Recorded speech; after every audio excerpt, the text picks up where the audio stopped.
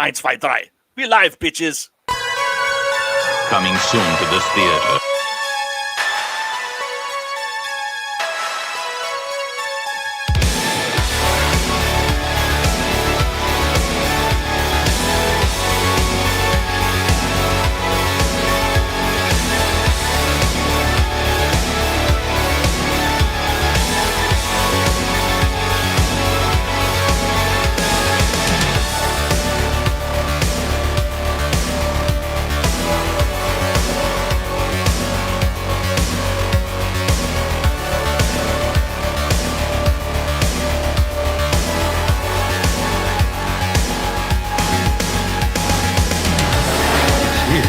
It's alive. It's moving. It's coming this way.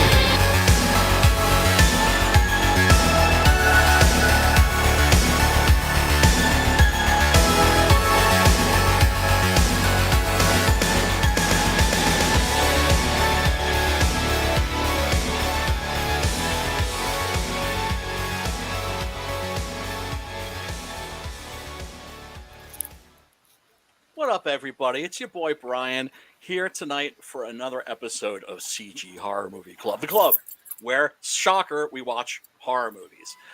If you've never watched us before, you've never been here before, just so you know, the format of the stream is that what we do is we pick a horror movie, we agree to watch it like, a week, 5 days in advance, and then we get together and then we talk about said horror movie.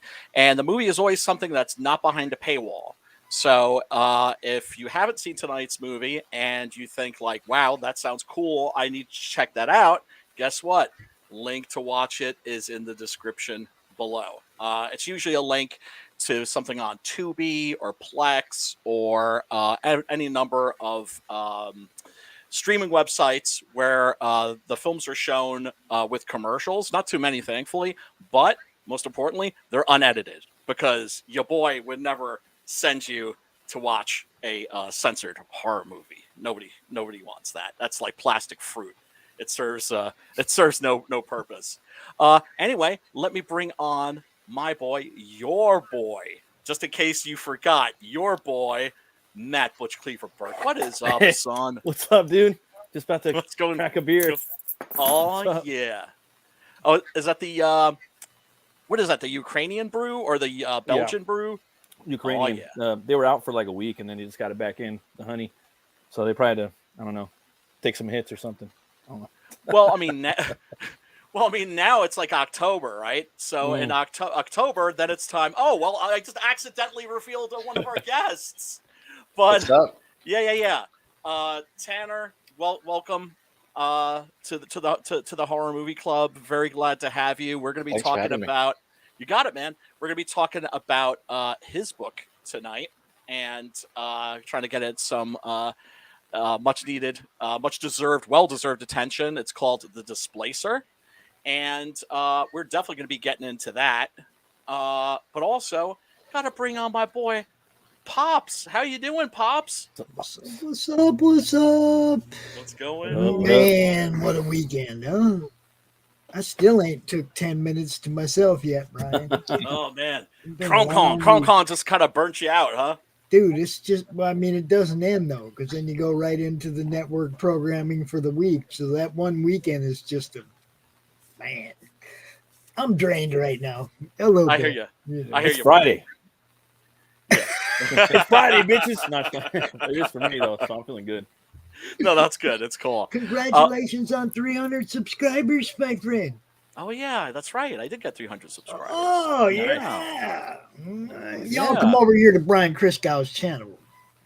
Yeah, smash the like button, hook your boy up with some subscribes, and click the bell for notifications. Not that I would ever have the temerity to tell you what to do, so it's a polite suggestion. Come on over here. No, Pops will boss you around.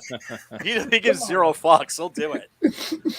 Real quick, let's take a look at Tanner's book. Have him tell us a couple things about it. Because one of the things I want to start doing is I want to start having more people on to promote their books. And especially books that maybe are very worthy, but maybe not quite getting the I attention feel like that they this one might deserve. have got by me. Who is this guy, Brian? I was just about to say Tanner, Pops, Tanner. What's up, man? Tanner, How you doing? Doing good. Promoting indie comics is what I do, man. So it is. you know, It is. Basically, Pops is a soldier in the indie comics rebellion, in the indie comics revolution. Here we go. There we go. There it is. okay, No yeah, one- I've not seen this. I have not seen this. What was your first campaign? My first campaign was called Cardinal Colt and Punishment. Came out last year, kind of around the same time. See, because your name looks familiar, but this book don't. But that, maybe it was that one. Maybe I saw that because your name does look familiar. So Yeah, Yeah, it is a, correct me if I'm wrong, a detective horror mystery with a supernatural twist. So this is kind of like a Raymond Chandler, kind of like a Philip Marlowe story with the occult woven in. Nice. I mean, I'm guessing. Correct me if I am wrong. You know, I'm not gonna lie, I did not get those references. Oh, okay. You know what? just But I'm gonna dated go ahead and yourself, say- Brian. Exactly. I respect the hell out of that. Okay. Quick digression. One of the things that pissed me off when I went to SUNY Binghamton, which is like a junior Ivy League university with very high academic standards, was that the students there were fucking dopes. And that the students at my community college were 100 times brighter. And one of the things that pissed me off about the students at Binghamton was the fact that they would never admit when they didn't know something. And the students at my community college, if the professor used a word they didn't understand, boom, their hand went up. Right? And it's just like, no, you're not like showing that you're dumb. No, you're showing that you're smart. Because you're like, yeah, no, I don't know what that word means. Judiciously, could you please like explain it to me? But yeah, Philip Marlowe was the guy who. What am I saying? Raymond Chandler was the guy who created Philip Marlowe, who's like definitely my favorite detective character. And then you have Sam Spade. He was created by Dashiell Hammett. They're sort of like the great archetypal gumshoe detectives. Gumshoe, world weary. Chandler I always preferred because he wrote like, I forget who it was that said it, like a slumming angel. They're very moody, bluesy kinds of stories. And should we play a trailer for this real quick? Sure. Let me take a. Let me switch between browsers here. All right, let me know if there's no sound.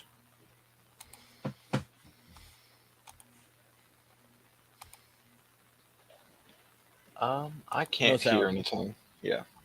Dag nabbit! I like the art, man. Yeah, it's cool. Thanks. Reminds me of a bunch of different artists. There's something about. I'm sorry, Matt. I didn't mean to just cut you off there, the annoying bitch I am. Hold on. Okay. Let me. Kind of reminds me of Ben Templesmith a little bit. Right. A little bit of Damian Worm, maybe. There's another artist that did an X. I don't know if you're familiar with X from Dark Horse. He's a vigilante character. A pretty big name. Sounds familiar. They brought the character back about 5 years ago, and it was dope. I forgot who wrote it, but the art was very similar to this, similar perspectives. But yeah, really cool stuff, man. Yeah, the artist I got, he's pretty cool. He's done a few different graphic novels I know, and he did the cover as well, even though it's like a completely, like that kind of illustrated style. So he did both the cover and the interiors. And I know right now he's working on another graphic novel that it's like the Argentinian government. It's about like whenever they took over the city and like genocided a lot of their people. So The Missing, yeah. Yeah, he's pretty good, and this style that he's got, man, just clicked with the story so well. So, absolutely. Is he from Argentina? Yeah, he is. My my friend Adrian Sibar was the artist on the first 7 issues of Six Gun, was from Argentina. And, when I met him, I was like, what the hell is it like with all these great artists coming out of Argentina and Brazil and There's a lot of Colombia? them. Yeah. Yeah. I was like, is there something in the water? What's your secret? They're taking our jobs. All right, let me know if you don't hear the audio here. I think I've boomered it out. Here we go. Don't hear it. God damn it! Yep. Don't hear it. What the fuck is wrong with me? Yeah, I noticed that. Oh wait, here we go. I have it open. Yeah, no, I was playing it in Firefox. Let me just close Firefox. I noticed that Streamlabs and Firefox do not. They don't seem to get along. All right, let's try this. Okay, hold on. God damn it. Right, hold on. I'll figure this out. I'll figure this out any year now. Wait, there we go. Can you see it? Yep. Oh yeah. Okay, let me know if you can hear it too. Yes. Noble Comics presents The Displacer graphic novel, a 60-plus page detective horror story with a supernatural twist. Our Displacer has a special ability. He appears wherever he is needed, and until he solves the problem where he appears, he can never return home. Now he finds himself in a mysterious small town with no problem in sight except for a missing woman who recently returned home. All the while, in the small town, he is haunted by demonic visions and watched by the odd townsfolk. Join John Evanson, the Displacer, as he digs deeper into the troubled past of the missing woman as he struggles to solve the mystery of the small town and keep his sanity along the way. The Displacer graphic novel launches August 26th, only on Indiegogo. Well, that looks dope. Yeah. Thanks, man. Yeah. Yeah. Let me just drop the link in the chat. I dropped it in there. Oh, you beat me to it. Damn. Yeah. There, I'm gonna Yeah. post it again, just out of spite. Spite me. You like Constantine at all, Tanner? I got into it a little bit. My brother, who's like a year older than me, so we kind of grew up doing the same stuff. He is super into like kind of the supernatural detective stuff. He first got super into Spawn. He got super into Constantine. So I kind of caught some of that, and I've read some of his Constantine books. I never got super into the character, which is funny because, I'm writing a story like this. But I definitely like the character and have, seen the movies, the animated stuff, read some of the books. Yeah. That's cool, man. Yeah, I think the original character in this genre was named John Silence, and I'm trying to remember the name of the author. Definitely wasn't M.R. James. It wasn't Lafcadio Hearn. But it'll probably come to me later. But yeah, the supernatural detective has been a mainstay in pulp literature, in movies, in comics. Constantine 2's coming out. They're making it right Yeah, now. Sorry. yeah, I saw that. It's part of a horror movie. It's coincides with this. They're all back. Same director. Keanu Reeves is back. Peter Stormare's back. Oh, nice. Yeah, there's the devil. It's gonna be Oh, he fucking was awesome. so good. What about Tilda Swinton? Is she coming back? I don't know. Probably though. But I mean, it's I think this everyone's coming back, and I'm cool with that. It's just like the LA version. You know what I mean? Like LA Right. universe. Yeah. Like a multiverse. I like the TV show too. The TV show with Matt Ryan was pretty cool. Oh, it was like that. fantastic. Yeah, it was I'll great. take it all. Yeah, the Swamp Thing series was great too, and they canceled that Dude. too. Can't find that anywhere. I've been looking for it everywhere. I can't find it. I think I'm just gonna have to buy it off of. Well, I'm gonna buy it anyway. I love Swamp Thing. You're going to enjoy that, and then you're going to be really, really frustrated because there's no more of it coming. I You don't got the know. total fan pack on there, huh? What does that come with, Tanner? So that comes with the book, trading card, sticker, bookmark, and the badge, which all the Displacers have a badge because they're like deputized by the UN, and they all have a number. So you get his badge, and it's an iron-on patch that you can like iron onto your clothes. That's dope, dude. Hell yeah. So they're members of like a secret society. Well, they're the way that the kind of the lore works with the Displacers is there was just kind of like during the 80s a bunch of babies who were born with this ability of they just appear wherever they're needed, and so the world has kind of just accepted that that's a thing that happens. So it's like, hey, these guys just appear somewhere, and unless they can solve the problem, they can't get back home. So if they land on a crime scene, the police kind of got to let them do their thing so that they can get back and either get out of their hair or solve the problem, whatever. So to solve this problem of, they're showing up lots of places they shouldn't be, the UN just had to make a decision and say, you know what, all of you guys, basically, you got a free pass wherever you need to go to solve the problem and get you home. So that's kind of, so it's not secret. Like everybody knows that they're a thing. Nobody really knows why. Just kind of like accepted, yeah, there's some of these people that just, every now and again, they'll just pop up. Nice. That's a awesome, great man. hook. And my grandpa was a detective, man. Like, so yeah, you got it. Yeah, in the 1950s, and awesome. Detroit. But he was, yeah. That's so cool. So whenever I see the detective stuff, it always, especially the supernatural one, you hook me. So well, you're, one day in, you're almost funded too, right? This is the start of the second half, so I am 31 days in. Oh, okay. Yeah, boy. Cool, man. Almost. And now we know about you, so we get to promote you for the last 30, bro. You see? Yeah, we gotta get this Exactly. shit funded. Gotta get it funded tonight. So Yes, that'd be most awesome. definitely. Yeah, folks, go check this out. It looks really, really good. Yeah. I definitely intend on backing it when I have dinero to back it with, because I'm a broke ass bitch right now. How many pages is it? 61. Nice. Whoa. Let's see I like that here. badge though. That badge idea is cool. I'm gonna get a Is that vest. cool? And, yeah, dude. I want it for all my there you indie CG vest. You know what I mean? Yeah. Okay, That's how real. many pages? 61. 61 for $25, dude. Folks, come on now. That's a really good deal. So you're not going to be getting like a little pamphlet.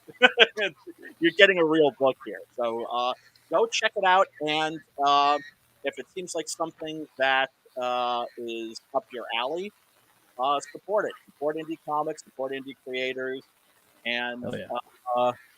keep on keeping on. So, but yeah, now you met Pops. Pops is gonna, like I said, that's what he does. He promotes Gotcha. indie creators.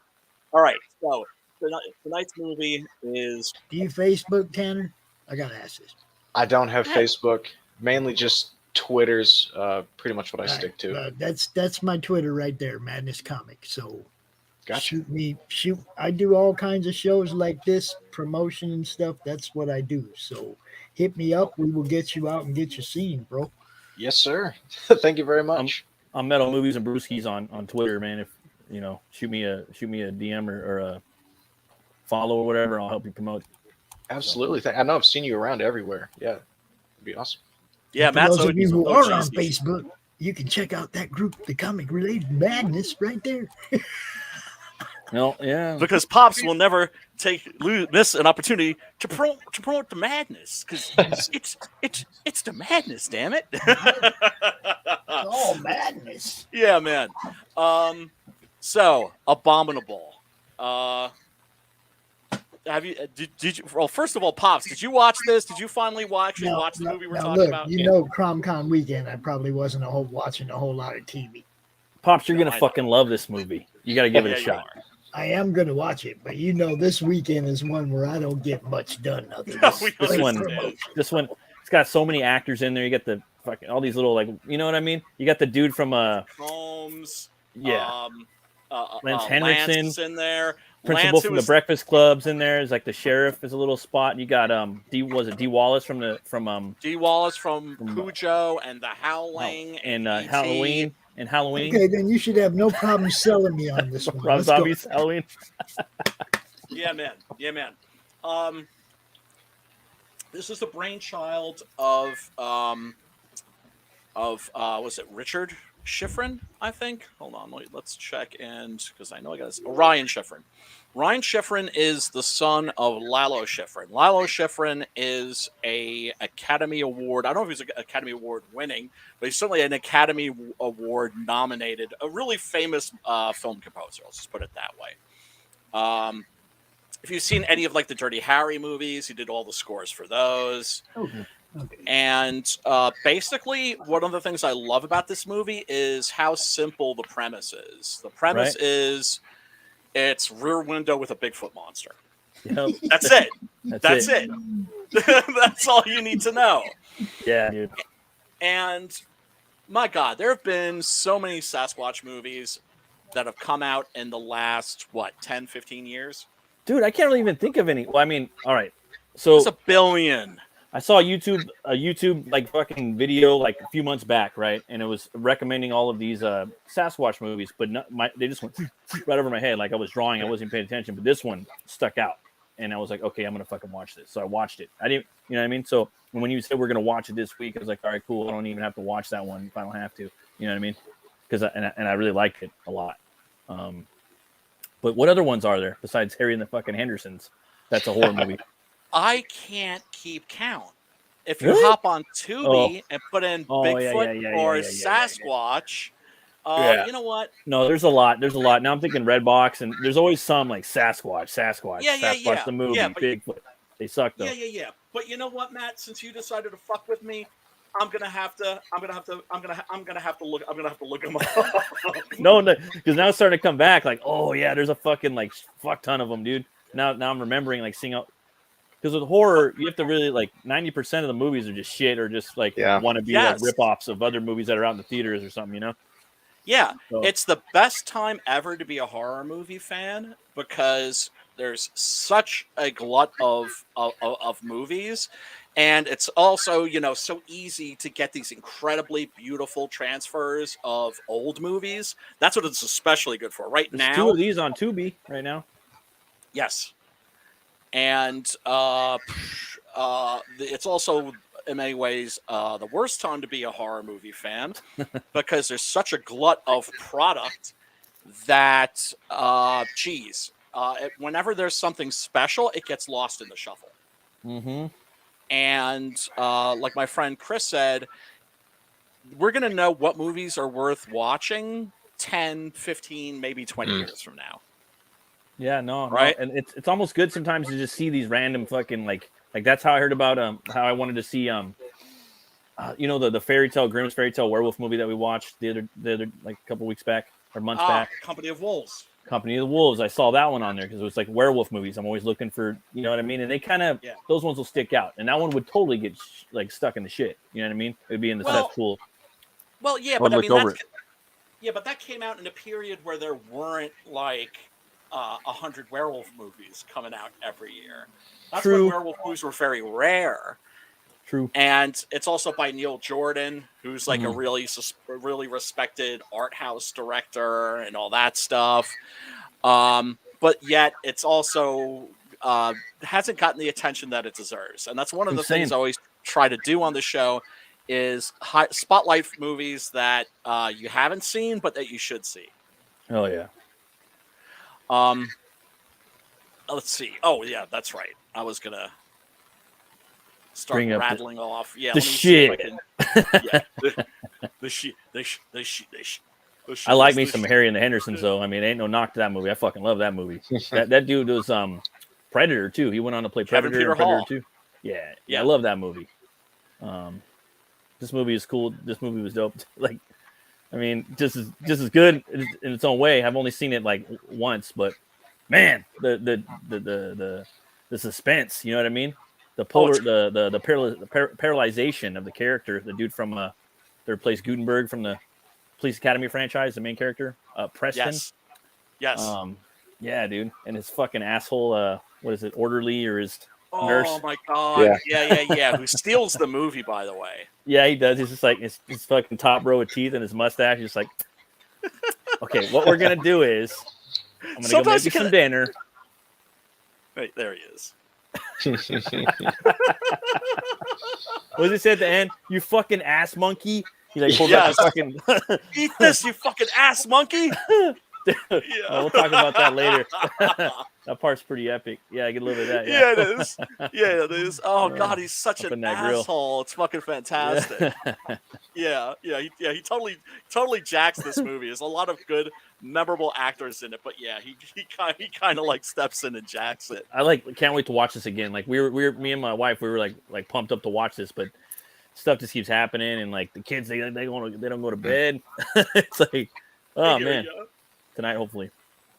And you know what's funny? There's a CGI animated kids movies called Abominable from 2019. Yeah. It's awesome. So, and I I love love all when that that shit. happens. Yeah. I love when that happens because I guess I'm like an evil, sadistic motherfucker, and I just love the idea of parents going, "Hey, there's that movie Abominable. Here, let's show it to the kids." And the kids are like, "Ah!" Because people are getting fucking ripped apart. Yeah, the dude's scary, man. This one is fucking scary, you know. Yeah, it really is. It really is. I like Bigfoot though, man. Like just in general, I think it's awesome. Like and all the the cousins or whatever, Yeti and Abominable Snowman and Skunk Ape. Skunk Ape. Skunk Ape. Boggy yeah. Creek Monster. Yeah. Legend of Boggy Like, Creek. all that. All right, quick. All right, let me just rattle off some of these names. The Man Who Killed Hitler and then the Bigfoot. Love that movie. Oh yeah, that one was good. It was Sam Elliott, right? Yeah, that movie was so good. Yeah. Is That it movie was really? good. Yes. Yeah, it's fucking Oh, yeah. solid as fuck, dude. Really? Okay. Yeah. I'll check it out. And Primal Bigfoot Rage- isn't what you would see like normally. He's a little different. Yeah, a little bit different take. it's a little bit different than you'd think, but man, Yeah. that's And the Bigfoot one that's is up a there. different take. You know, it's not your normal like what I would have done. Gotcha. Then there's Primal Rage, Exists, Willow Creek, which is a Bigfoot movie by Bobcat Goldthwait, believe it or not. I'll check that out. Dawn of the Beast. Yeah. Dawn of the Beast, which is ultra low budget, but is really, I actually really kind of enjoyed it. It's like Bigfoot versus the Wendigo. And you don't get as much you don't get as much Bigfoot versus Wendigo as you'd like. And the budget constrictions are very visible on screen, but when they go at it, it's just, you know me, I love a monster rumble. Hey, dude, give me a beer and some popcorn. I'll watch that shit. Yeah, man. Big Legend, Bigfoot, Missing Link, Bigfoot Family, Abominable Snowman, Smallfoot, Hunting the Legend, Strange Wilderness, Dark Divide, Suburban Sasquatch, Sasquatch Gang, Snow Beast, Valley of the Sasquatch. There's like a billion of them. Hit me with them, motherfucker. Devil of the Mountain, Sighting, Cherokee Creek, The Bigfoot Project. I bet you like half of these movies are found footage too. Shooting Bigfoot, Letters from the Big Man, Big Fur, Night Claws, Bigfoot Wild Weekend, Night of the Demon. Oh wait, no, that's the Bigfoots. Big Feets. Missing Link. Did I mention that one already? There's just like There was a new Missing Link movie, like a kids movie. That was pretty dope. Hugh Jackman in it. Oh yeah. That looks really good. There's a badass little fight scene in the beginning in a bar, like in the wilderness. Oh, that was tight. This little like big game hunter, like this tall, this little twirly mustache, and I don't know, it was good. It was good. You watched Primal, right? Sorry, I'm fucking, but I'm still in the same realm. Yeah, hell yeah, I did. And I thought it was over, bro, and then like the two fucking last episodes dropped, and I was like, oh, I got me some bourbon. Like hopefully tonight, I'm gonna watch just one of them. I fucking love that show. I'm like not letting it play out, dude. So good, bro. Dude, I want to go back in time and bitch slap myself for not watching that sooner. Well, it's just so rando. You know what I mean? It just came out of like fucking nowhere, and I've been telling everybody like, "Hey, it's the best show on TV." Like everybody at work, everyone, it's the best fucking show I've seen in years. Well, it's a fucking cartoon, bro. It's like, yep. There's no talking. Yeah. Yep. It's fucking awesome. It's like international, dude. Like anybody can watch it. Exactly. And this is one of the things Clint and I were talking about last night on his stream was show don't tell storytelling. Oh, and yeah. He hasn't seen Primal, and I was like, dude, it's a masterclass. I envy people that haven't seen it. You know, it's like, Well, you saw the second season, so you binged it. I like that one that came out of nowhere with the Brits. You know what I'm talking? Yes. I was like, what the The fuck? I'm Dunnan like, one. okay. The Dunnan And he's one. like, see, I told you, motherfucker, at the end of the episode. Yes. You know, Fantastic. the whole I'm not primal. And the fucking Yes, end. he's very genteel, like a Victorian gentleman Yeah, and discussing. he's fucking Wolverine at the end. He's fucking Conan at the, you know. At the Yeah, end of the no. episode. He goes into beast mode. And that's kind of what the series is about in a lot of respects, is weaponized beast mode. Yeah. Because Spear is, you know, he's the epitome of the noble savage. Oh yeah, totally. And you know, he's Enkidu from Gilgamesh. He's Conan. He is Tarzan, Conan. Conan. He's Conan for sure. Like he went full Conan in the first 2 episodes of season 2. You know, I was like, you motherfuckers put Vikings in here. Oh, I yeah. know. No, I love it. I love it. I'm just like, I oh, know. God. I know. You know, but it's like, how where do badly you pop the first season though? Like, where do you go from there? You know what I mean? You have to go somewhere. You know, it's a little fantastical in the realm of how the fuck is it the Jurassic period or the Cretaceous period, and then we're bringing in, you know, Vikings and shit. But fuck it, who cares? You weren't fucking there, motherfucker. I always you know assumed. I always assumed right from the first episode that we were in one of Edgar Rice Burroughs' Lost Worlds, right? Okay. Yeah. Land Before Time, At the Earth's Core, Pellucidar. You're right. You know, Earth. all of those stories, right? Because there's humans alongside dinosaurs. That never happens. Yeah. Right? So immediately you're like, okay, this is a fantasy. Mm-hmm. And boy, it just first keeps episode, getting though. better and better and better. Fucking tear jerking, bro. That first Oh my episode, God. will hook anybody, you know. And it's like, this show is brutal. This show is primal. It's you know, it really is yeah. at its core. It brutalizes your emotions. It's that's the thing about it too. It's very emotional, and the gore. We got to cover that maybe someday, like on some other thing or I would something. love We to. could do one episode at a Yeah. time. Maybe like a mini series we could do, like Horror Movie Club Primal or something. You know what I mean? Where we just talk about each episode for a little bit, if you want, as a little side hustle. You know what I'm talking? Absolutely. Yeah, or just a completely different thing. We could do it on my channel. We could do it on your channel. Yeah. Whatever. That's all good. Yeah, because I don't have enough. You know, I have too many nice things to say right about that series. It's astonishing. It's astounding. It's a masterclass in show don't tell storytelling, which as comic book creators is what we're supposed to be specializing in. I want my toys and my gear. Like I'm fucking nerded out. I'm nerding merch. the fuck out on that shit. Like, give me some fucking toys. I want a play set. I want those big old bats and those witches and the fucking big old. Oh my God! All of them. I want the whole fucking play set, motherfucker. I want some T-shirts. I want some hats. Like, I will buy all that shit up. And folks, I promise we're going to get to Abominable eventually. But one of the things I love too is that the mix of art styles, right? Because you have Genndy Tartakovsky, who has a very Alex Toth-like character design. Yes. Right, Alex Toth, you know, that did all those cartoons in the 70s, Sea Lab, Space Ghost, the Herculoids, right? His spiritual successor would be Bruce Timm, somebody that knew how to draw characters in as few lines as possible. Exactly. Right, and then the backgrounds, the world itself looks like Mobius. Oh yeah, and I think I don't know for sure, but I'm pretty damn sure that that artist is French. And certainly, if he's not French, he's somebody that loves French comic books. That's for sure. And it's so it's not just like an awesome animated series. It's something that I think comic book creators specifically really should take a look at. See, and all of Genndy Tartakovsky's stuff's like that, because I was a huge Samurai Jack fan growing up, right? And so at the same time he's doing Samurai Jack, he also did those Clone Wars, Star Wars The Clone Wars, little animated shorts. Yep. And those, because they have it as a free movie, you can watch them all just like on YouTube. You can watch the whole thing. And that is, in my opinion, like the best Star Wars movie ever made. It is so good, and it does the same thing of like the show don't tell, very little dialogue throughout the entire thing. And it's like everything that guy does is just so great. And it's a shame because, I don't know what happened with him. After, 2005 is kind of when Samurai Jack ended around that time. And then it didn't get picked back up until, 2010 17 or something like that when Well, it came back for season 5.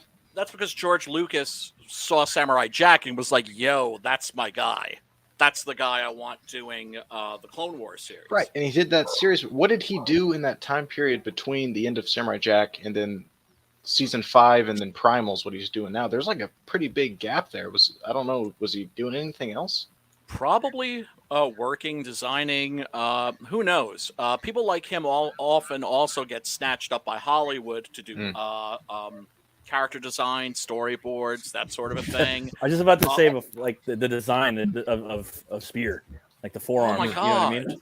Just the simplicity in design of that character, man. Like I want to draw him someday. I'm like, damn, look at those fucking forearms. They're just all like one big fucking slab of meat, like the whole arm. You know what I mean? Like he just looks so much fun to draw. Oh my God.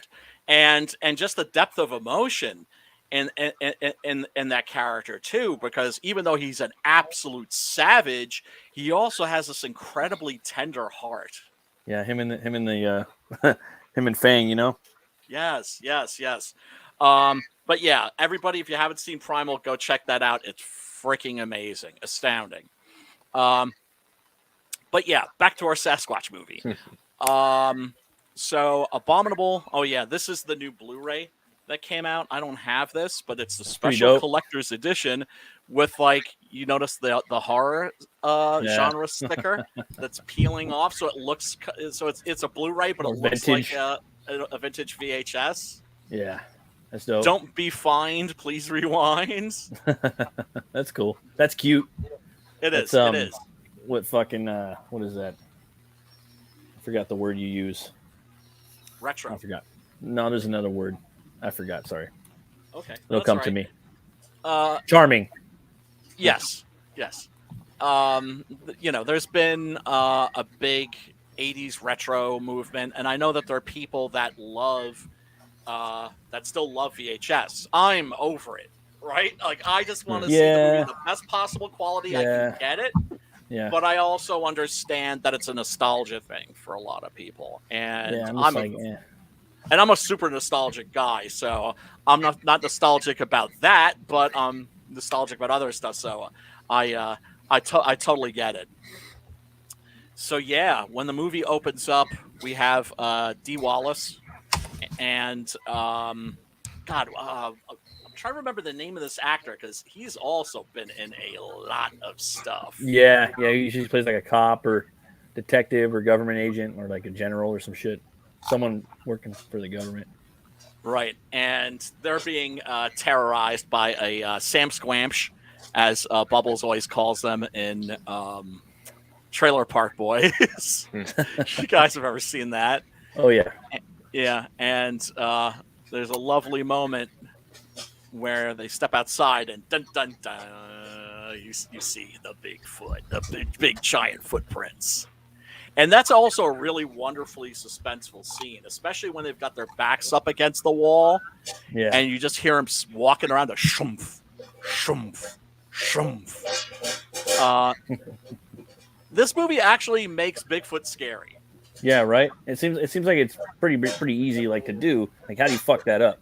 But this is the only really good Bigfoot movie that's scary that I like. That's legit, you know. I've seen. I totally agree. And Max Brooks, the guy who wrote World War Z, the novel, which is visionary, unlike the movie, which has absolutely nothing to do with the novel except for the title. So I like Brad Pitt, but F Brad Pitt for buying the rights to World War Z just so he could use the title. Because the novel's fantastic, and his new novel is like a Bigfoot novel. Oh, and it's about this group of people that have moved like somewhere in the Pacific Northwest, and they're completely isolated, separated from the rest of society. But it's like, rich people roughing it. And so, their groceries come flying in on drones and that sort of a thing. And then there's a big fire, everything, all the electricity, the cell phone towers, everything goes down. And then these Sasquatch monsters are being driven by the fire in their direction. And they're just eating everything that's in their path. And it's just brutal. Matt McCoy plays our protagonist, Preston, who is a guy that is physically and mentally wounded, scarred, because he and his wife were in a mountaineering accident that left her dead and left him paralyzed from like the legs or waist down.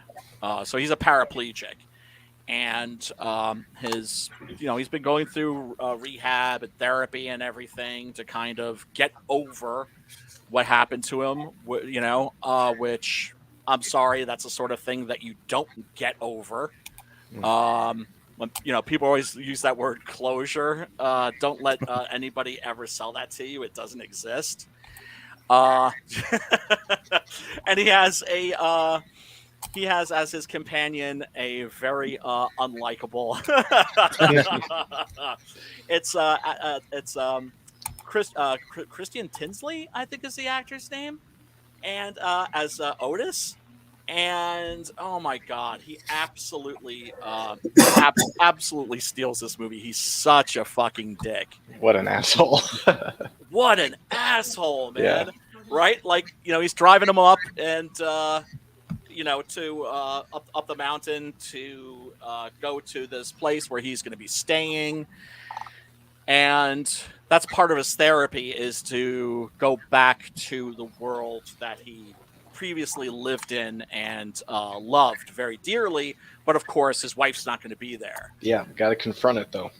But he's got to confront it. And boy, he ends up confronting a lot more than he expected. Right? But I just love this scene because Preston's like listening to the radio, and Otis just turns it off, and he's just like, let's just establish some ground rules here. And he gets like all in his face. You can almost smell his breath, right? And basically reads him the riot act, and he's like, we can 3 days. We can either do it the easy way or we can do it the hard way. So they move into this house way up in the mountains, and opposite that house is another house that is like a rental, Airbnb, whatever, and a bunch of college co-eds come cruising up and move in. And soon Preston discovers that there's something out there and that it's stalking the girls. And one of the girls steps out and... Oh, I'm sorry, you're going to say something? I was going to say, important part is that the orderly's gone, because what an asshole doesn't get him the right milk. How do you not know to get the guy the right milk? You know what I mean? So he has to leave, and he's gone for a bit. Yeah. How does he not know? Because he's an asshole and he doesn't care. It's like, dude. Yeah, doesn't care sounds more like, fuck, I care what kind of milk you get, man. Yeah. Well, it's like, come on, man. Have some soy milk. I'm an almond milk man myself. Almonds don't have tits. I don't care what anybody says. Almonds. Hey, like Arnold said, milk is for babies. But what I love about almond milk is it doesn't spoil. But yeah, everybody. By the way, that's tuned in. Thank you so much. We appreciate you hanging out to listen to a lecture about almond milk versus soy milk. And I gotta say, Shadowhawk, Time of Dying, ID Crisis. Oh man! Oh yeah. That's one of my flaws as a streaming host, is I don't keep an eye on the chat. Everybody, thank you so much for tuning in. We really do appreciate you. Smash that like button. Also, check out the link to Tanner's campaign, which we have posted in the chat, and which we will also be discussing in a bit. Also, feel free to interrupt me at any time, because you're not interrupting me. I love not being the only person. He tends to ramble. That's monologuing. He tends to ramble. He doesn't. I do. Okay. Yeah. So when you feel like you're interrupting me, you're actually rescuing me, and you're also probably rescuing the audience. So. Oh, now wait a minute. Who's that? Go back. One of these girls gets got, right?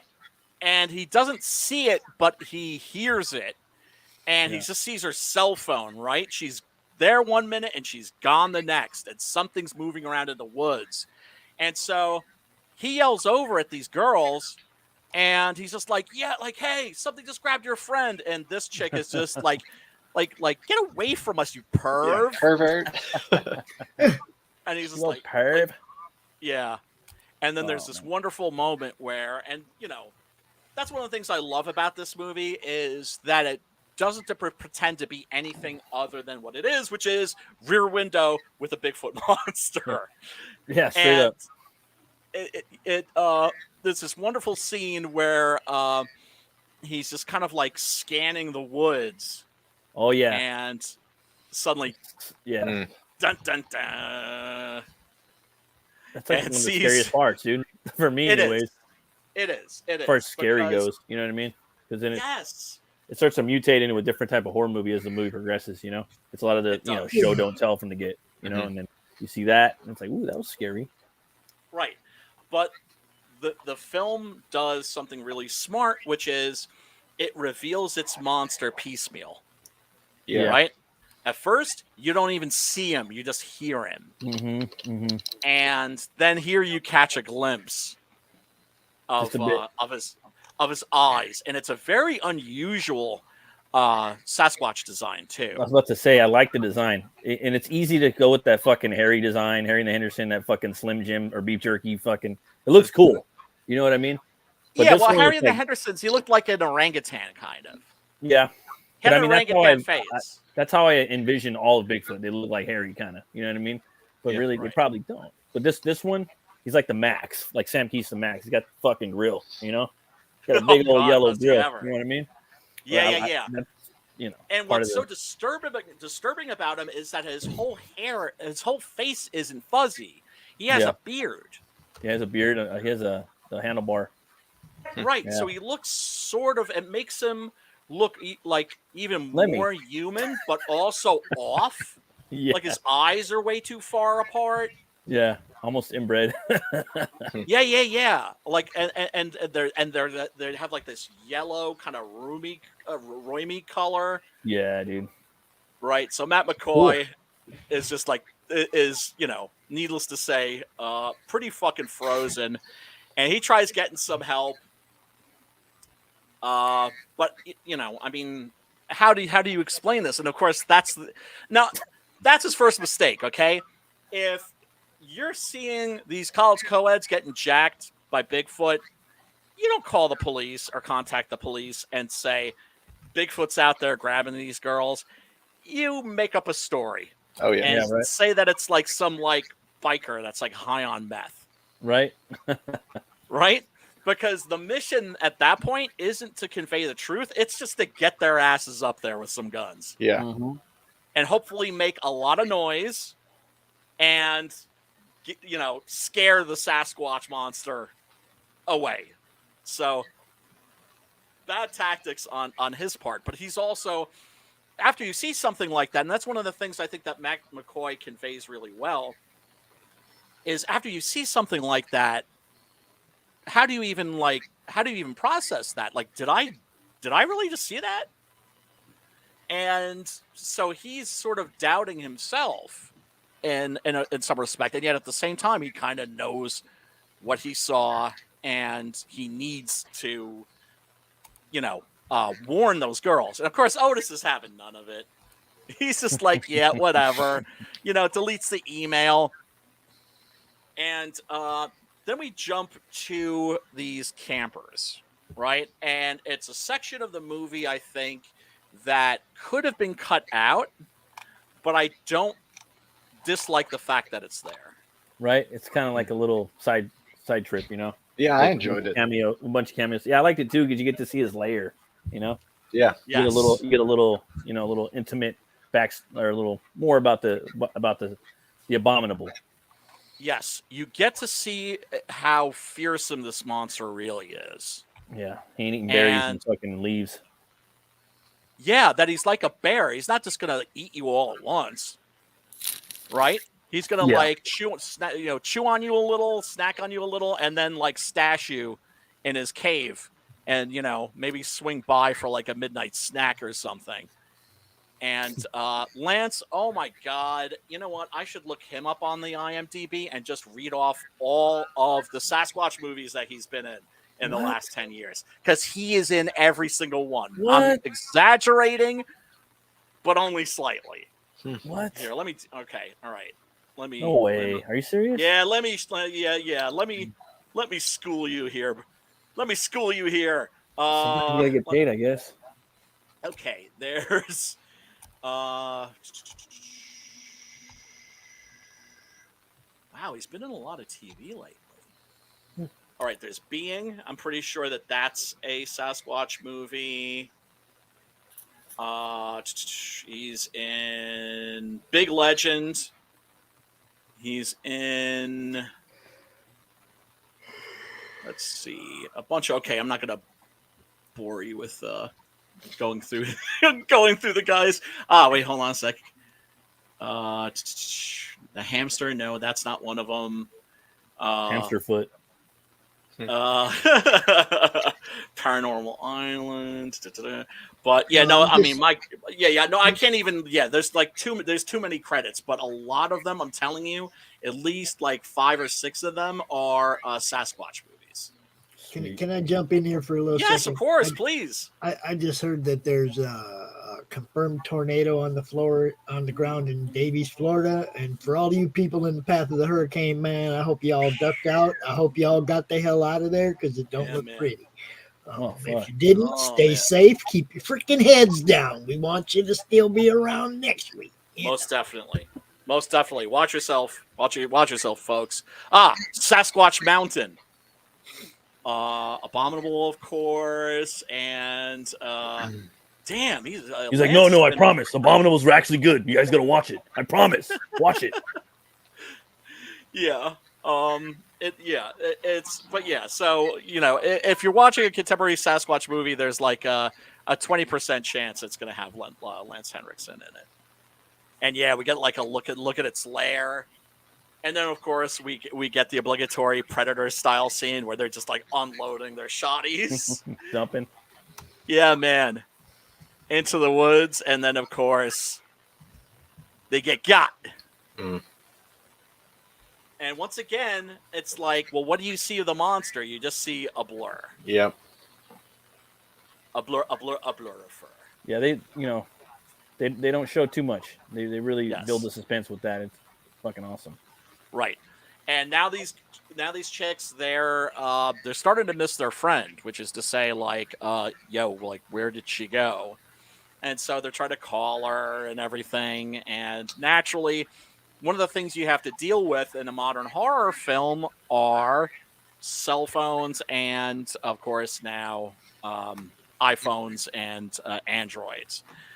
How do you do a horror movie, a monster movie, where everybody has a phone? They don't have to get to the phone; they have the phone in their hands. It's horrible. Like this the dynamic in modern storytelling movies. Just seeing the text across the fucking screen makes me want to throw up. Like I hate seeing that. Like I'll never make a book or a movie or whatever the fuck if I'm privileged enough to have that in there. But there's one thing about this turn of the century where there's the flip phone where it's just barely any texting, and they can do a little bit, and that I could probably do. You know what I mean? But in this, they weren't really texting in here. Like he's fucking sending emails to the he sends an email. So it was pretty cool, pretty interesting, like gray zone, in time. Absolutely. Yeah, I mean, it's a challenge. It's a challenge for writers. Like, how do you get around that if your film is set in the present day? Which, let's face it, most films are, especially for a low budget, because period pieces are so prohibitively expensive, which is one of the reasons why the gothic horror genre has been pretty much dead for decades now. I mean, every now and then we get one, like Crimson Peak, but they're very far and few in between. So Preston makes the mistake of giving Otis the binoculars. He's like, "What are you checking out?" And he's like, "Oh, you're watching these girls shower, huh?" And look at his face. I just he's digging it. And what can I say? I just love this shot right here. The expressions are great throughout the whole movie. Fantastic. Yeah. You know who he looks like, dude? The main character, he looks like Plastic Man. Like he'd be perfect for that, right? Well, the perfect Plastic Man always would have been Jim Carrey. The fact that there never was a Plastic Man movie with Jim Carrey is a sin. Yeah. Because the guy's already, I mean, his face is already made out of plastic. Right? Yeah, no, totally. He's a fucking shapeshifter. Yeah. Although Matt McCoy, I think, actually would have been a really good Reed Richards. I was thinking the same thing. It's fantastic. Like, you can see the gray. Well, he's already got it there. But, yeah, man. He's got that rubbery kind of fake-looking, face a little bit. Yes. And, look, I'll let you boy here. I managed to get the screenshot in a clean fashion. You're not seeing anything naughty here, right? Her breasts are covered with her hands, and that bar right there is right where her butt crack should be. I don't think I don't look out for you folks. Don't think He's like, got it. Yeah. Hey, was this a Hallmark movie, bro? Like, or who made this? That's a good question. Dude, I'm thinking it was like a weird, like, oh, okay. So it's like I could have swore I read somewhere it was like one of those Hallmark, like kind of momsy fucking afternoony network channels. You know what I'm talking? I was like, what the fuck? Because I could have swore that had like nudity and gore in it. And yes, sure it enough, does. it does. It does, dude. It does. But yeah. Yeah. So if we're done looking at, and what can I say? This young lady does have a very nice figure. But sorry, folks, I'm like a raging heterosexual. And then of course there's that moment where the monster's in the house. Get out of the house. Right. It's like, bitches, you should have listened to me before. And I just love these shots where you're following his point of view, and he's like looking down, and he'll see the monster. Like, this is great shot. I didn't screenshot it. I don't think, where he looks down and the front door has been annihilated. Yeah. And that's all you see, and like the monster's in the house. And the best part, or one of the best parts, but arguably the best part of the movie, where he's just all the shit's fucking going down. You know what I mean? Finally going down. Shit is finally really hitting the fan. Things are escalating because this very much follows the Stephen King model of storytelling. I don't know if King was an influence on Schiffner, but what King always likes to do is he likes to take these characters and he likes to squeeze them and squeeze them and squeeze them and squeeze them. And boy, man, Matt McCoy's character in this is getting squeezed about as much as a man can get squeezed. And that he feels some sense of guilt. Well, some sense. He feels a tremendous amount of guilt that he couldn't protect his wife. He couldn't save her. And so, in a way, this is a way. It's almost like a redemption story in that respect, right? Like now he's trying to save these girls, and he seems to be failing at that too. Because, man, this is one aggressive monster. And this is also aggro to the max, right? He does not want to be your friend. He wants to have you for lunch. And there are these great moments where, and that's another thing I love about this. Did you guys notice how great the sound design is? Yeah, right? Foley. Yes. Yeah, it was dope. Or just the sound in general is fucking awesome. Can't wait to go, I can't wait to go back and fucking rewatch this, dude. We're going to watch a movie next week, but I want to watch this with the wife. I think she's going to really like this movie. Yes, this is like a Sasquatch movie for people that don't like Sasquatch movies. Like, this ain't her jam. She likes fucking demonology and possession movies and supernatural and ghost movies. That's what she likes. She don't like slashers, really. Just like bore the shit out of her. But I think this will be fun. Time of dying. I'll be praying for you, brother. Oh, dude, you're in the yeah. That shows you where my head is at. I'm like, I put that up and didn't even bother reading it. Yeah, Time of Dying says I'm in the path of it, but it'll just be a bunch of wind and rain by the time it gets to me by the weekend. Yeah, we hope so, dude. Yeah. watch your ass. Be careful, because Mother Nature can be very, very unforgiving. Yeah. As many of our friends know. Hunker down, Todd. Yeah, that's what you need to do, man. You need to get in that root cellar. Make sure that you got a Blu-ray player and some booze and maybe a little of the sticky icky and some good snacks, and you'll be all right. And you need your own little generator down there, so you can play Xbox or PlayStation, and you'll be good. But yeah, that sound of the shroomf, shroomf, shroomf, right? Of when he gets in the house, boom, boom, boom, boom. I mean, come on, it's Sasquatch. Stealth is not exactly his strong suit. Not that big ass fucking size 20,000 foot, Definitely not. And at first he's picking them off, and now he's done fucking around. And he's just going in for the kill. Here's a great shot of the monster. Right? Good poster. Backlit. Because you see that, you're like, oh, he probably looks like Harry and the Hendersons or something. Yeah. You're like, oh, that fool's pretty fucking ugly. Yeah. What can I say? I think it's one of the more fierce. Yeah, like there's a butt shot. Had to get that in there.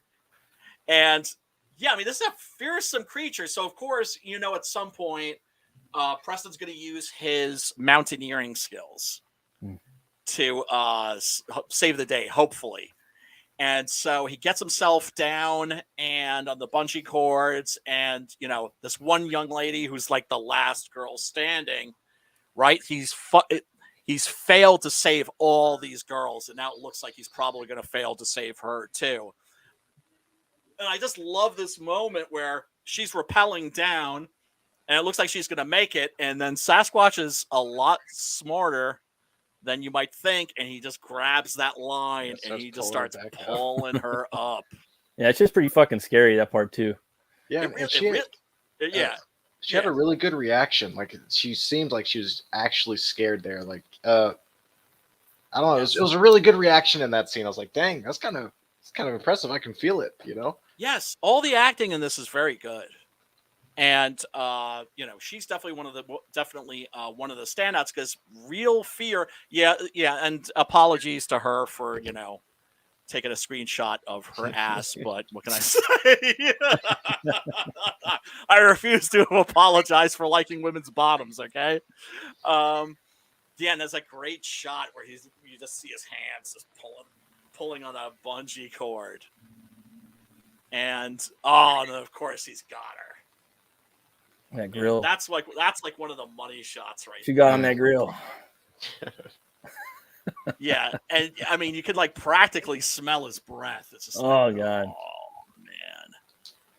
And he's a carnivore, so it's gotta smell nasty. And I also love how dirty his teeth are. Yeah, dude, and big long teeth, like crackhead, like big, dude. Yeah, man. Scary, like the Max. Yes. Great monster design. Oh yeah. Yeah. So that's the thing too, is when you're revealing the monster piecemeal, you always hope. I mean, you don't really see that much these days, but as a kid, I was always hoping, like, please, I don't want to see the zipper. I don't want to see the zipper down the monster's back. Oh yeah, You would see that sometimes. What's Old Roger Corman movies, Tracking the Movies, stuff like that. And the practical effects in this are fantastic. If there is any CGI, it might be the eyes. Yeah, the eyes might be CGI. I don't think they are. I'm pretty sure they're animatronic, just from the way that they kind of move around. There may have been for some shots. Oh yeah. And then who comes to the rescue? The last guy you expect, Otis. Hey, ass monkey, suck on this. And just buries the axe in his back. Yeah, by the way, folks, spoiler alert, because I'm sorry. We need to take a look at this, right? Oh yeah, spoil that shit. Yeah, where he just grabs him and he's like opening his mouth. And his mouth just keeps opening and opening It's like an it didn't opening? need this, but it made it that much better for me, anyways. As a Oh gore yeah, hound. without a doubt, without a doubt. You're just like, oh my god, he can dislocate his jaw Yeah. to like basically fit your like entire head. Yeah, that was brutal. Oh man, Fucking snake and shit. yeah. Here, check out this effect. It's It was just like, so good. fuck, I'm in his mouth. This sucks. Yeah, man. Crunch. My nose. Bites the My whole fucking front face. of his head off. The whole face is gone. See ya. Oh man. Yeah, the axe in his back. The way he just drops on the ground is so like cartoonish, kind of. Yes. Something I would have done. Yeah, without a doubt. Without a doubt. Yeah. So, fellas, your overall impressions of Abominable. I fucking love this movie. I'm gonna buy this motherfucker. Right? It's got a lot of little like quirky here and things, but I love it for what it is. It's dope. I'm like this close to let my kid watch it, but like I wish there was like a rated like a an edited version of this movie, like in some things, because it Sure. can be pretty scary too, Oh yeah. Because I watched every 80s movie I watched edited, bro. Like I grew up on edited. My dad taped them all on TV back in the day because he was Right. Christian. And he's like, I don't want watching that shit. But when I got older, he's like, all right, check it out now. You know what I mean? So you go back and watch RoboCop, like the fucking uncut version, and they come out with the director's cut, where it's even, so it's like, dude, for me, it makes the movies even better, especially nowadays, because these movies are the best fucking movies ever made because of all the crap they're putting out nowadays, Special, yeah, So- without a doubt. Yeah. And I mean, my attitude has always been age appropriate, right? Yeah. Like age appropriate sex education, age appropriate horror education. Yeah. It's like you don't just like with sex education, you don't just jump right into orgies and blumpkins and Yeah, dude, come all on, kinds bro. of demented shit, right? You start out Yeah. with the difference between boys and girls. Yeah, with- Birds and the Bees type shit, Yeah. Like that And shit for fucking. horror- I ain't want get that shit out of here. You could learn about that shit on your own. I won't even be in the same fucking room with you. Get out of here with that shit. See, I had German parents, so Yeah. they're very open about that stuff over there. So I was the kid on the bus where all the other kids would come to me with their questions. So Two Horns way up though. Two Horns way the fuck up. I would recommend this. Best fucking Bigfoot Sasquatch fucking what is it? Fucking beast movie ever, I think. primate beast ever made so far until they Dude, make it was- original 8. It was Oh, it was pretty sweet. You enjoyed Like, it, Tanner? I liked it when I was watching. I was like, okay, because I love horror movies, but that's the thing is probably 90+% of the horror movies I've seen are all garbage. Yeah. Yep. Because I've seen pretty much everything that's on Hulu or HBO. Probably just anything horror, thriller, and most of it's pretty bad. Yeah. course. But going to this one, man, I was like, man, this movie's kind of sweet. Yeah. It's a little cheesy, but it's look, like, yeah. it's like, dude, this movie's kind of sweet. That like you said, the acting was really good. I thought the expressions were all really good. And the monster, again, it's a great design, and I did like how you don't really got to see it too much, kind of like a Jaws thing, where you just got to see parts of the monster or see what the monster leaves behind. That's the Yes. scary part. Yes. So I like that. But then at the very end with the full reveal of this this big freaking monster. Oh yeah, that was awesome. Yeah, and It really that's the delivered thing. at the Once end, you right? see- What was that? It really delivers at the end, right? Like Oh, it yeah. just- Oh, yeah, Absolutely yeah, delivers like at with the the end. car and everything, and like all the Yeah, shit. man. Like, yeah. Yeah, no, it absolutely delivers. Like, this and is how that's you the thing. do a monster movie, right? Like this is Yeah. how you fucking do it. Like this is Yes. might be the perfect fucking modern like post-ot monster movie. Like like the way you'd want to do it. Like how many other monster movies have been like this in this time that have been told this good, like cinematically, like laid out in that way. You know what I mean? I Like, the never would have unveiling. watched this. I never would have watched this on my own. I And wouldn't I have. was listening to it was on the Word Balloon podcast. This is years ago, right? And I think it was Rick Remender that was on. Oh, okay. And they were talking about movies. It was like, "Oh, have you seen Abominable?" He's like, "Oh, it's awesome. It's I like it's this Venom it's run. Miranda with a Yeah. Sasquatch monster." And I was like, "Okay, that sounds tight. I'll check it out." And yeah, I thought it was terrific. But what to what Tanner was saying, part of being a horror movie fan has always been panning for gold, right? Always. This goes back to when I was like a little boy and staying up late to watch Fright Night on Sunday. I mean Friday and Saturday nights at midnight. Right, that's when they would start showing the horror movies. And yeah, most of them were junk, but you look for those diamonds in the rough. But that's every the now whole and beauty of then, this genre, right? It's the boldness. You can do whatever the fuck you want, but you're gonna have to sift through the cesspool, Yeah, and it's just now. There was a time where, if you were a horror fan, you knew people, or you were one of those people that had seen everything, right? Because you could keep up with everything. Because even though there were like a billion horror movies, you didn't have access to world cinema at that time, so you didn't really necessarily have access to Spanish horror films, Italian horror films, a trickle of those. And then, of course, then came the VHS days, and that's when, the floodgates opened.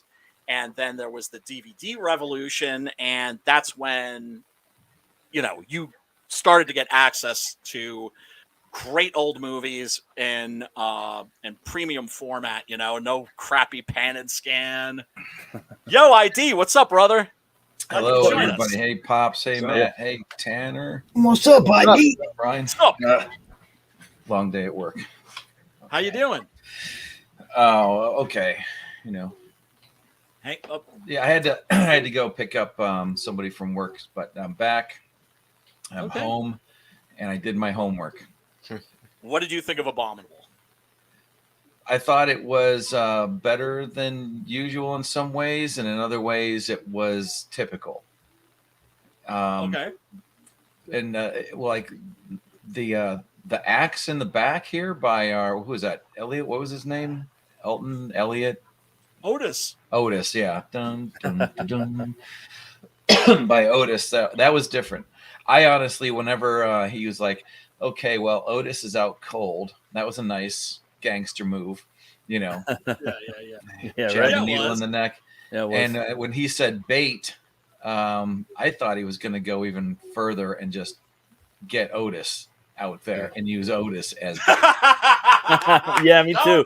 Me too. His bitch ass would have deserved it too. Yeah, cool. but then That's coming cool. in with Can't cook for the axe. I mean, he woke up and kind of figured out what the situation was like He came right correct. away. He came correct. Yeah, but I don't know. did. I mean, think with typically though, call me a prude or whatever. Girls renting the house across the way.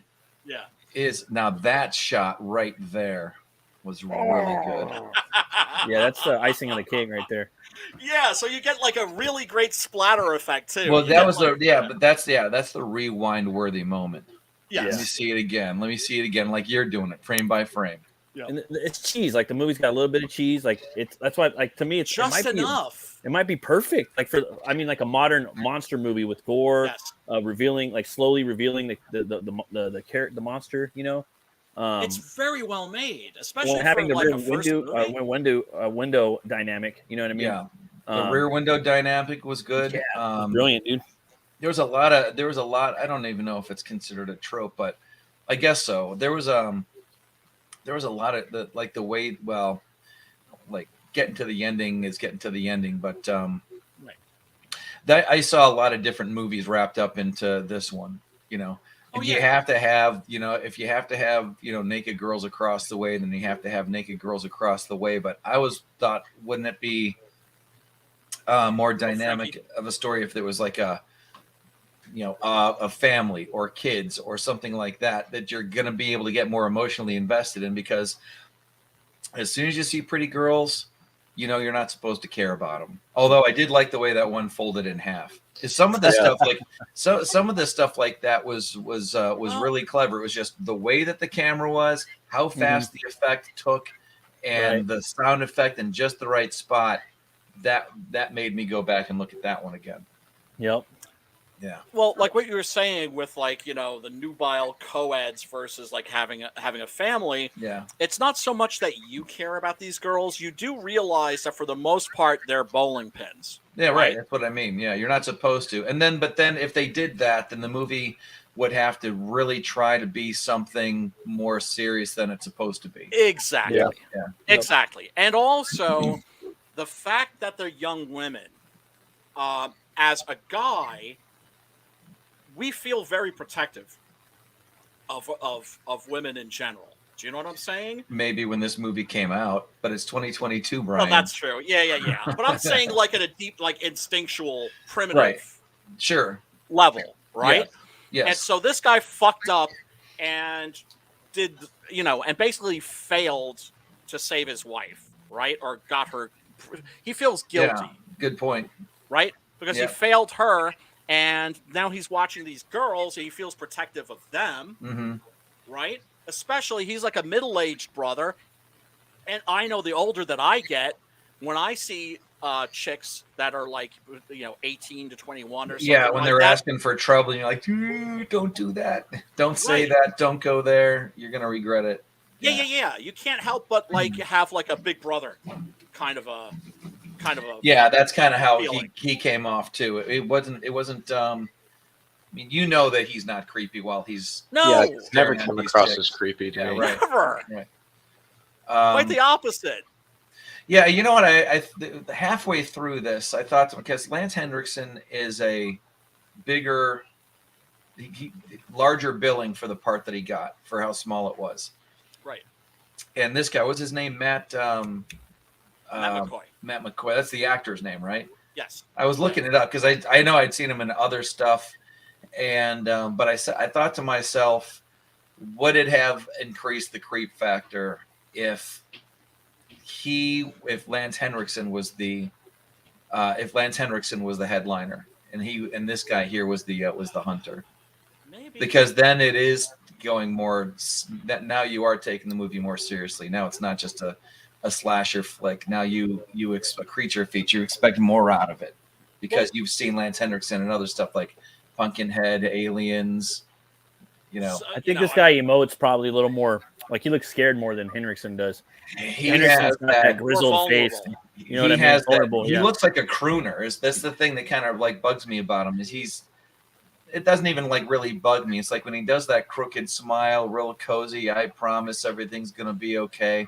I've seen that face in everything that he does. He only has that one face. He has Right. that face in Deep Star 6 and Star Yes. Trek and Yeah, all yeah, the yeah. other stuff. It's just that one. Hey, or can't even do it. He does it really good, but that's all he does. He's And got they're- that. Bing Crosby. It's a Bing Crosby thing. Oh yeah, it looks like Right. Bing Crosby, like a motherfucker. Yeah. Exactly. Right.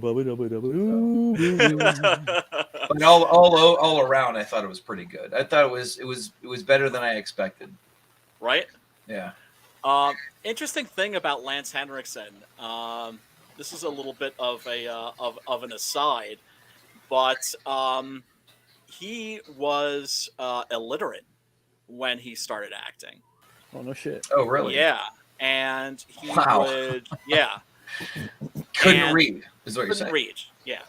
He was an adult illiterate, and you can imagine what that must feel like for people, right? Because Yeah, I mean that's got to People be are a gonna pretty brave step. They're going to hand you pages. yeah, needless to say, right? And that's how he learned to read, was for reading scripts. Really? Yeah, and I think he was he had been a biker, and if his career hadn't taken off, I think Aliens was like the last straw for him. He was like, if this movie isn't a hit, if it's not successful, if it does nothing for my career, that's it. Huh. I'm giving up on acting, and I'm just going to become a biker. I'm running meth. Or you become one or continue as one. Yeah. No, I mean, I had Brian James, who was in Blade Runner. That dude was Yeah. like a full-time criminal when he made that movie. Really? Yeah, he'd be out doing crimes, and not like violent crimes. Liquor worked- stores. He worked in a this is Brian James I'm talking about from Right. Blade Runner. He was part of what was called like a salt and pepper team. right? Where his partner was a black dude, so his partner, the black dude, would go into the store and security would follow him around, and then Brian James would go and just fucking rob them blind. Using stereotype against. Yeah, man. Yeah, and then he'd get home and he'd like check his answering machine to see like if his agent had any auditions like queued up for him. Really? Yeah, That's interesting. Yeah. No, well, it's always cool when you find out that actors have like these interesting backgrounds, that they're not just from Juilliard. A lot of actors do have interesting like stuff that they're doing, because most of the time they don't get paid that much to do the roles. That's true. And sometimes you can wait years between parts. Yep. Lance Henriksen has been doing, nothing but, trash direct-to-video movies, but I'm sure he appreciates having the work because the guy is always working. Oh yeah. Like he. So Aliens is 86. Mm-hmm. And before that, well, TV movie Jagged Edge. That was must have been an off like low billing part. He was the cop and one of the cops in Terminator. I remember that part where he's like, "You see this scar right here?" And the guy's basically just telling him to shut up. Yes. Yeah. And by that's the how A-Team, The Right Stuff. And he's thinking that his career hadn't taken off yet. Yes. And God, what else was he in? He was in Millennium. I watched him in Millennium. That's like the X-Files spinoff. Oh, that's how I got really, I really like that show. Me and my mom used to watch that shit. Oh, it was great. But I'm thinking like pre Aliens. He was in Piranha 2. Oh, that's right. Piranha 2, which was the directorial debut of this little known filmmaker named James Cameron. Yeah. And how, what is it with him and water? I think he's a hydrophobe, isn't he? And that's his way of working things out. No, the opposite. He actually like for fun will go around and do like Jacques Cousteau shit in a submarine. Yeah. I thought it was maybe I heard it wrong, but I thought it was like that he had a fear of water and that this was a way of him working through that, and that's just why it's the Abyss, Titanic, and everything. It's always this water thing. I wonder where I heard that now, because that doesn't make sense. That might, yeah, no, I mean, it might be true. And in Piranha 2, you didn't have too much water because the piranha mutate to the point where they get wings and come flying out. Yeah. Flying fish, the spawning. Yeah. Yes, that's right. Yeah, it was Piranha 2, the spawning. Yeah. Well, I'm on this IMDb page. That's why I was like, I remember seeing. Well, you remember seeing Lance Henriksen in stuff before Near Dark. Aliens. Near Dark is. Near Dark is an absolute rare diamond of a vampire movie. That's they were doing that. What if you're a young kid as a vampire before Anne Rice did it? Yep. I've been waiting for that. I've been waiting to watch that shit, man. I know. I keep waiting for it to pop up on Tubi or. Oh yeah. Well, I mean, Catherine Bigelow, Jim Cameron's wife. Yeah. Right. Yeah, and that's why all those James Cameron actors are in there. She borrowed his old cast. Yeah. Hey, are you using these guys for anything, honey? Well, an interesting thing, and I just discovered this just from making short films back in the day, is when you work with actors that aren't prima donnas, and you work with people that are either really professional or troopers.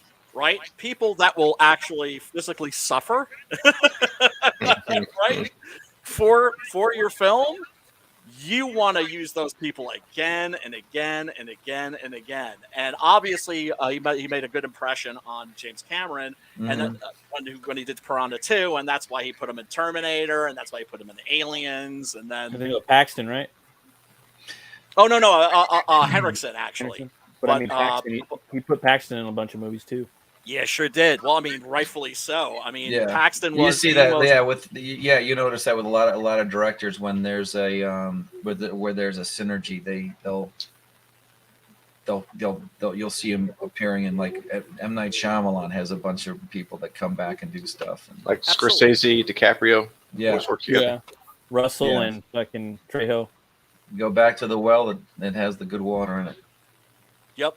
And Johnny Depp and you know who. I've never understood that Gore Verbinski. that chemistry. It's just we're Almost. just gonna go weirder this time. Burton still got him beat though. I think he's got 9 movies or some shit. God Yeah. damn. Shadowhawk says, I've heard Cemetery Man is good, but I haven't watched it yet. Cemetery Man, also known as De la Morte de la Mort, Dylan Dog. of love, of death. It's based on an Italian comic book known as a fumetti called Dylan Dog, which was published here by Dark Horse. And it's completely different. It uses the Dylan Dog comic as a springboard. It's a supernatural detective story. And it's pretty funny because there's zombies in it. And to do research on the zombies, he goes and watches, goes to a movie theater and watches Dawn of the Dead. They made one too with Brandon Routh too, right? Remember that one? Dylan Dog, yeah. I And didn't Kurt see Angle's that. in it, and Was that Tay any Diggs good? is in it. I don't remember. I remember it was just kind of like popcorn fun, like it was like Van Helsing kind of, but with like a modern movie. Directed by the TMNT director, the CGI movie. Oh, okay. I remember it came out. He always drives a bug. And there's another one too. Was it Jim Butcher, the Dresden Files? He's another supernatural one. And then there was Criminal Macabre from Dark Horse. That's another criminal occult. Yeah. detective. Cemetery Man is not about a supernatural detective. It's about a guy who is the caretaker of a cemetery, which has a very nasty habit of bringing the dead back to life. Sounds like his a job. Nightbreed a little bit. Well, it's just like Pet Cemetery. his job is to basically put them back in their graves. Make sure the dead stay dead. Yes, Pretty cool. and So it's whack-a-mole in the cemetery. yeah, and so it has a lot of like really dark humor, and then it gets really, really dark, and then it has like this funky kind of like Waiting for Godot style ending. It's by Michael Suave, who was a actor in a lot of Italian horror movies and then turned to directing. And this Cemetery Man was his breakout film. And it came out at like the exact same time as Dead Alive, aka Brain Damage, by Peter Jackson. And so Peter Jackson, of course, blew up, and Suave would have blown up too, but his wife got sick with cancer. Oh, man, And so he was just like, well, fuck making movies. I'm taking care of my woman. Yeah, Peter Jackson, the master of the low angle, the low angle wide close up. Yes. Yeah, which you see a lot of in his first movie, Bad Taste. Yeah, that was. And Meet the amazing. Feebles. Meet the Feebles. If you haven't, oh God, Meet the Feebles. For those of you who haven't seen that, that's the Muppet Show on the brown acid from Woodstock, basically. It's fucking amazing. Have a look for that now. But yeah, Cemetery Man, absolutely check that out, and you can watch the version that's called Cemetery Man, or the version that's called De la Mort. It's the same movie, so it's not like one of them is edited. But yeah, that's a really, really good one. So let's wrap it up on Abominable, folks. Go check that out, and let's go take another look at Tanner's campaign here. See if any of the good souls here have backed it. Now, let me find that link. Oh yeah, okay. Excuse me, I got the phlegmies. That's all right, brother. You don't have to apologize for that. Go. You're all good. You're all good. No. Let's see. Oh, any ideas for what we should watch next week, by the way? I was going to ask what everybody thought of the ending, because it was another thing that reminded me of this thing. It was actually, I thought, pretty well acted up until the end, and then you saw exactly where they didn't have enough money for the special effects budget. I don't think it was one of those like the twist at the end where you thought there was only one and it turns out it was I can't. I'm doing it to my. This happens every time. It's okay. It'll hit you like 15 minutes after the stream is I over. think it's something comes in the dark was the night. Dark is the night. Dark is the night. Is that? Because the little epilogue in this is, I think, is pretty effective. Oh yeah, it is. Hey, it was cool though. Whenever he hits the car into the tree and the axe comes out his chest. Yes. That was in his back because I was like, man, okay, that was sweet. That was one of those brutal. Scenes. Yeah. I thought that awesome. actually was. So he's not impossible to kill because up until that point, like there's an axe sticking out of his chest. Come on, there's an axe sticking out of his back. But yeah, that was. I like that they were able to give to give the lead a little piece of the action as far as the actual killing went. Yeah.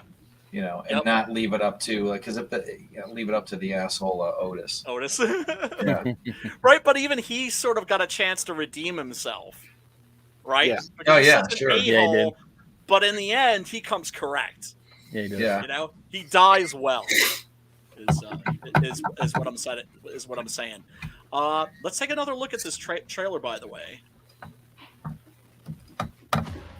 Noble Comics presents The Displacer graphic novel, a 60-plus page detective horror story with a supernatural twist. Our Displacer has a special ability. He appears wherever he is needed, and until he solves the problem where he appears, he can never return home. Now he finds himself in a mysterious small town with no problem in sight except for a missing woman who recently returned home. All the while, in the small town, he is haunted by demonic visions and watched by the odd townsfolk. Join John Evanson, the Displacer, as he digs deeper into the troubled past of the missing woman as he struggles to solve the mystery of the small town and keep his sanity along the way. The Displacer graphic novel launches August 26th, only on Indiegogo. yeah, baby. That's pretty cool. Right? It definitely. I like looks, that shot where he's sitting in the fucking chair and they got the cardboard on the windows. Yeah. He's really almost like he's like a real like down on his luck detective. You know what I mean? Like it really sets up the character, makes it Very gumshoey. Yeah, it makes it very Exactly. interesting kind to of a me. shithole. Yeah. But yeah, I like that. You know what I mean? Hell, Eric the Whopper. Well, I mean, more like a bluesy saxophone, right? Or a bluesy trumpet. Bluesy black metal. Shit. Bluesy They black put metal. No, they're putting fucking saxophone in a lot of black metal bands nowadays. It's Are they crazy. really? Yeah, definitely. Nice. They've been doing it for like 10 years. Really? That reminds me This of is- Humphrey Bogart a little bit right there. Very bogey-esque. Yeah. Yeah. You know who Snub could nose play right that? Matt McCoy could play that. Oh, yeah, he could. Hey, that's true. Yeah, he Bronson could. Gorilla. Hell. What up, Bronson? Oh, by the way, what's it? Hey, brother.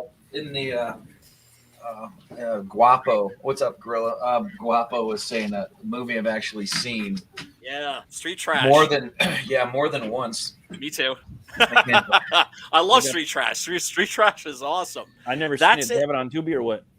It's Oh, you let's know, see. Let me see real quick. thanks, brother. It's I don't in think a so. genre, I think that's called like a subgenre that's called meltcore. Yeah. It's Right called- now, well, let's see. It's like that, street trash, body melt, and there's like a couple others that are about basically people melting, and that it's a wino wine that's called Viper. That's discovered like stashed away in the back of a liquor store, and the liquor store Yeah. owner finds it. He finds And- it. Yeah, he finds it. And he finds one bottle where the glass is busted, or actually it's been eaten through. Right, Yeah, right. But but he's the just rest like of them are good.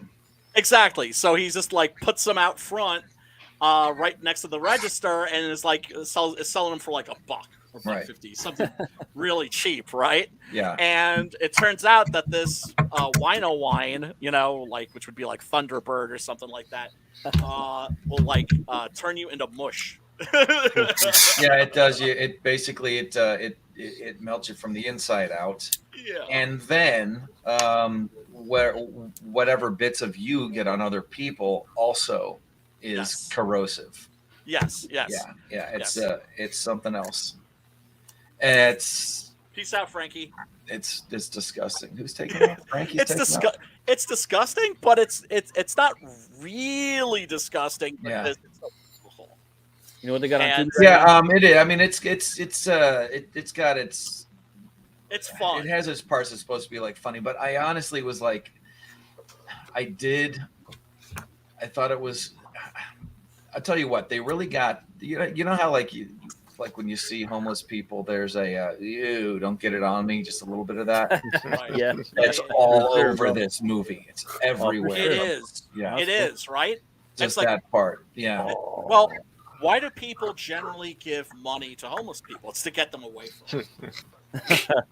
Yeah, Yeah. I mean, kind of. Yeah, just okay. Leave me alone or whatever. But I remember being on the T, going home from work, and you're just basically waiting out there with other people, and there was just the one guy that kept walking back and forth, and he kept doing this. So,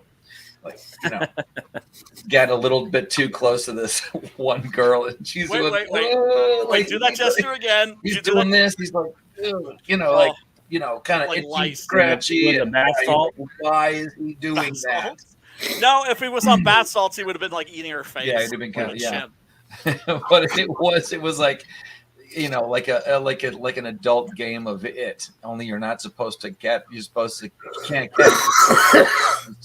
get away. Hey, Bronson Gorilla thinks Driller Killer is hilarious. Driller Killer is a really dark, fucked up movie. just Tubi's so you popping all right know. now. Yeah, well, dude. and just They got a lot of just shit on for, FYI, Street Trash is not streaming, and I'm looking at all of them. I edited my just for the show. I edited my Real Good subscription. I just added all of them to see if it was anywhere, and it's nowhere. God They got damn it. Dracula on there, Bela Lugosi, the OG Neither is one, the other one. and they got Frankenstein Karloff on Tubi, the OG Frankenstein Karloff. Oh, and they Yep. you know The classics, the Universal ones, they're on Tubi now. Oh, really? Because Yep. Near Dark is not anything either. It's not on there. I do want to do the Changeling one time, and the Devil's Reject someday. Son of Dracula was like the only one that I like a Universal monster movie that I saw in there, and that's very good. That's very good. I do. Actually both of the Dracula sequels, the Universal Dracula sequels, Dracula's Daughter and Son of Dracula, are better than Dracula. The Changeling with George C. Scott. Yeah, the movie's pretty Yeah. good. Oh, I fantastic! feel like I did see that. I don't remember it as much. Seen but it I did once, see that. like, Now A year that ago. one, Brilliant. Fucking good. that one is on. It's on Tubi right now. Also, Yeah. Midnight Meat Train is on Tubi. Tubi I'd like to Play. do that. Midnight Meat Train's good. Movie. Yeah. Did you really like that? That's the one with Oh Scott yeah. Cooper. What Yeah, I a love that movie. very pleasant surprise because Saw I it didn't on want to DVD watch it. in the theater. Yeah, I didn't want to watch it because it had fucking what's his face? What am I blanking on his name? Let's see who's in this. Who's this- Bradley Cooper, Vinny Bradley Jones. Cooper, Yeah. right? And that because he drives me Jones. crazy with that cheese eating grin of his. He's always like, Huh. it's like I want to strangle him, right? Right. Or better yet, just like put my thumbs on his eyes and just start pressing and keep Please. pressing and pressing and pressing This is until he uh, stops screaming. let's see. Oh, The Keep. The Keep. I want to see Interesting that shit, thing dude. about The Michael Keep. Mann. Fuck, I want to Yes. watch that. Another I one. have- Midnight Meat Train is on Tubi, Hoopla, Pluto. That's an Vudu. excellent movie. I thought. what's up, Eric? Yeah, I don't know. It was a little. That's Michael Mann too. Yeah, dude. Yes. Ian McKellen. Fucking. Um, Who else? Is it Gabriel Byrne that's in there Jürgen too? Prochnow and Dude, I want to watch that. yes, and Gabriel Byrne. You got That's the fucking head of the- Apocalypse in As there. the Einsatzgruppenführer. The Keep is on Pluto. Robin Sir's in that motherfucker with a bunch of Nazis. Here's the thing about The Keep, okay? I saw that when it first came out. Yeah. And it was one of those movies where you're like, this is awesome, this is awesome, this is awesome. And then you were like, what the fuck? Like, it was one of those movies that was obviously a victim of post-production bad editing fuckery. Yeah, Tangerine Nightbreed Dream, was yeah. one of those movies like that, where you feel You know, like maybe that's the best way to describe Dark Was the Night. Well, Dark I Was mean, the Night. a lot of movies are saved and destroyed in the editing room. Most And The Witch is famous- on there. Oh, by Eggers, right? Sorry, didn't mean to cut you off. I just No, No, not no. at all, dude. Which you mean which the one from like Eggers, the Northman the- director. Yeah. Yeah, That's that one amazing. freaked me out. That's a good one too. Like we should do all these movies. Yeah, we Like, should. they're all Dude, good. what do you guys think of the A24 horror movies? They're pretty good. Oh, Some they're of them. fantastic. I haven't been disappointed yet. No, Yeah, they're no, pretty they're solid. all great. They have like a Um, standard sort of. Yeah, that right now, they've taken horror movies in the direction I think that they should be going in, which is surrealism. Yeah, that's what I like. But I'll say I like everyone that I've seen so far. I've liked except for The Witch. The Witch was a The huge. Witch or really this Yeah, the one that we're The talking Witch. about? The one with Anya Taylor-Joy. Yeah, Isn't it? 2016. Yeah. Yeah. I was not a fan. Did not like it.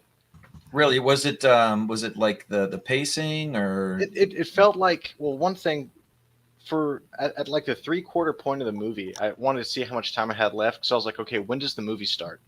And then it was like, oh, it's ending. I'm in the final act. Yes. And then the Slow the burn. ending. It is a slow burn, but Yeah. the very ending, right, where she's talking to the goat. I thought a perfect end of that movie is she's talking to the goat. She's asking, hey, if you're real, let's make a deal, whatever she's saying. And then it cut right there, and you don't know if there really was, if it was really Satan or not. But then the ending where the goat talks back and takes her into the forest, I was like, okay, fine, I guess. But I think it played better because I thought the theme of that movie was like, obviously there is something supernatural going on, but that's not Almost what's definitely. yeah, but that's not directly what's causing the problem in the family. It's that everyone thinks that everyone else is responsible. So it's just a bunch of finger pointing, and it's like, no, it's you, it's them, it's the human. goat, Right. and that is the conflict. But then at the end, I thought it would have been better to end it with her talking to this goat, and it's like maybe there was something going on. Maybe the family really was just crazy, and they turned on each other for no reason, and that would have been a good ending. But then she went off. It's with the witches. unambiguously, yeah. Yeah. What I love so much about that, and I love that movie personally. What I loved so much about it, what I find so effective, is how it takes the medieval version, the medieval perception, of witches, the Brothers Grimm style of witch, and it makes it scary again.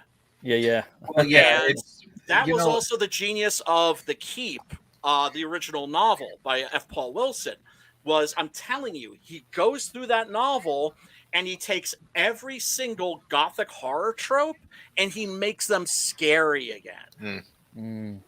But yeah, with the A24 movies, I just looked up a list. Under the Skin, I thought was brilliant. The Witch, I thought was brilliant. I still haven't seen Midsummer. The Well, that was good. Lighthouse. that was good, but it goes along with The Witch, and it goes along with Hereditary? Yes, Hereditary for sure. especially, Yeah. Hereditary is Hereditary and I the Witch was kind of about to end the same, dude. They both kind of have like the A witch very pondering at the end. You know unambiguous what I mean? ending. Yeah. I honestly, I think it's there. When you're watching those movies, you can tell somebody was doing their research about Yes. Wicca and paganism, Oh, Yes. for sure. and why something like the Salem witch trials could actually happen. Yeah. Yes. Because Yeah. it is that dangerous, and I've never felt like the nudity is the thing that kind of tipped it in the net. Then it's not that they're just walking around. It's like naked. No, It's there's that this guy clad. they know that it's part of the worship. It's part of what makes it Yeah. offensive. Mm-hmm. It's like flying in the face of everything that's good. You're supposed to be covered because this sin happened way back then, and that's as far back as their belief goes. It goes just as far back as Christianity. It's just on the opposite side of it. It Yes. is that pure evil. Yes. Yes. And they're just And- standing there looking at you like, what? You know, And it's a lot like I don't know if you guys have ever read Nathaniel Hawthorne. Big Nathaniel Hawthorne fan. He is somebody who should be as famous as Poe. Unfortunately, isn't.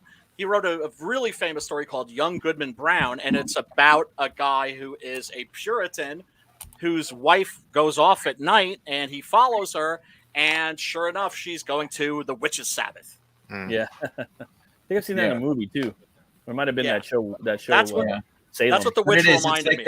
that was it like in The Exorcist Part 3 where they have is it in the third one where the on the crucifix the Jesus is turned around backwards, so you're looking at it.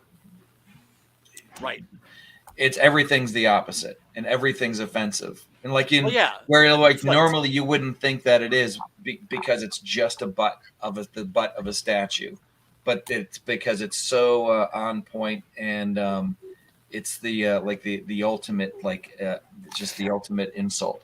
Yes. That show yes. Salem was pretty I crazy. don't dude. even know how to What explain movie it. was that? What movie Salem, was the that? TV. in?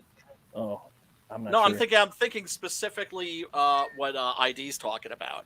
I thought it was the third Exorcist. They found a.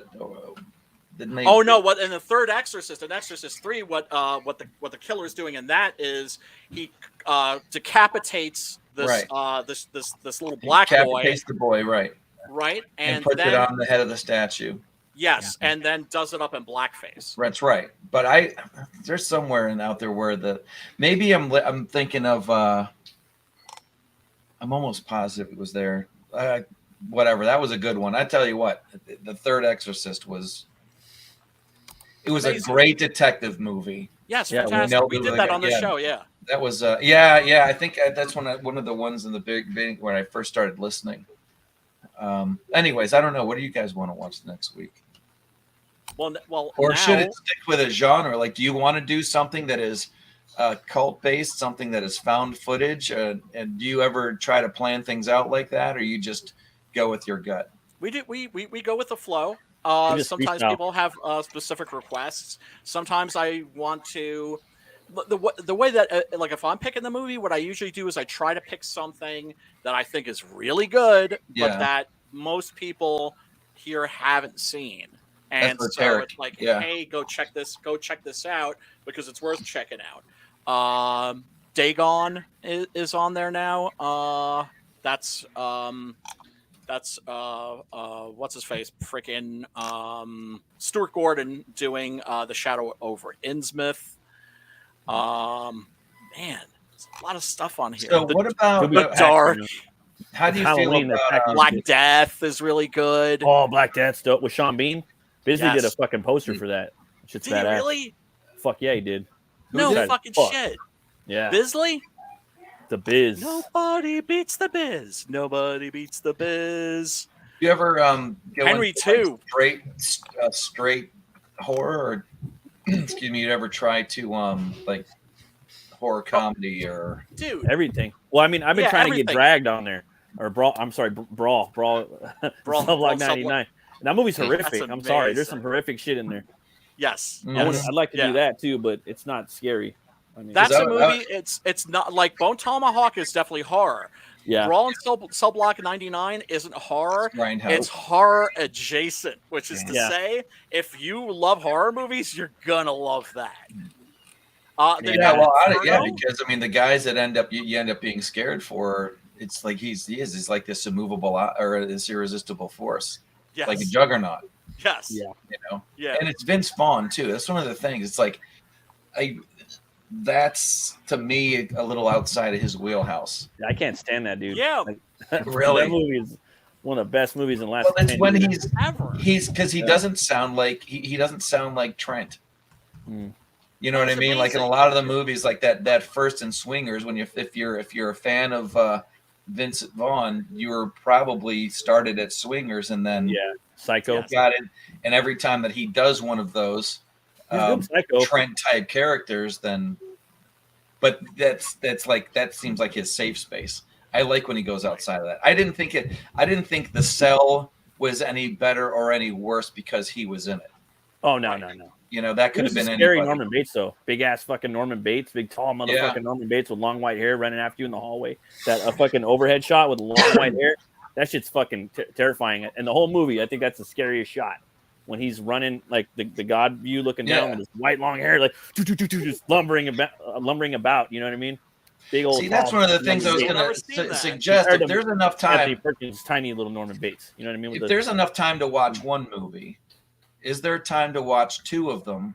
And maybe the theme could be which one was better, the original or the remake. Oh, could do a Dawn of the Dead, a Psycho, a where else has something like that been rebooted? I used to do that. I used to do a stream. I used to do a stream with Rotten. Remember Rotten Glory? You know, he hasn't been around for a while. He sort of disappeared. Some people just bounce. They just fucking poof. Yeah.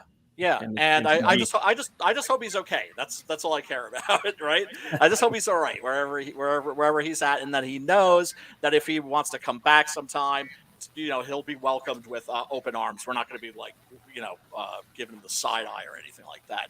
But we used to do a stream on his channel where we would compare two movies that were very similar. That's to say, we did like Stalker and Annihilation.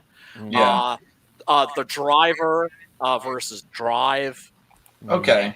Yeah. See, because like before you had one of those chats up earlier when I was watching, but I was in the car. That guy who was the lead, Matt McCoy, he was. I remember really liking the movie poster for Deep Star 6. I got the movie poster for Deep Star right, 6 and but in the movie, actually. And then because you know it's like one of those real like deep water diving suits. It's got all like the circular elbows and spherical parts. Yeah. That he was the guy in that suit whenever it got torn in half. Right. In that movie.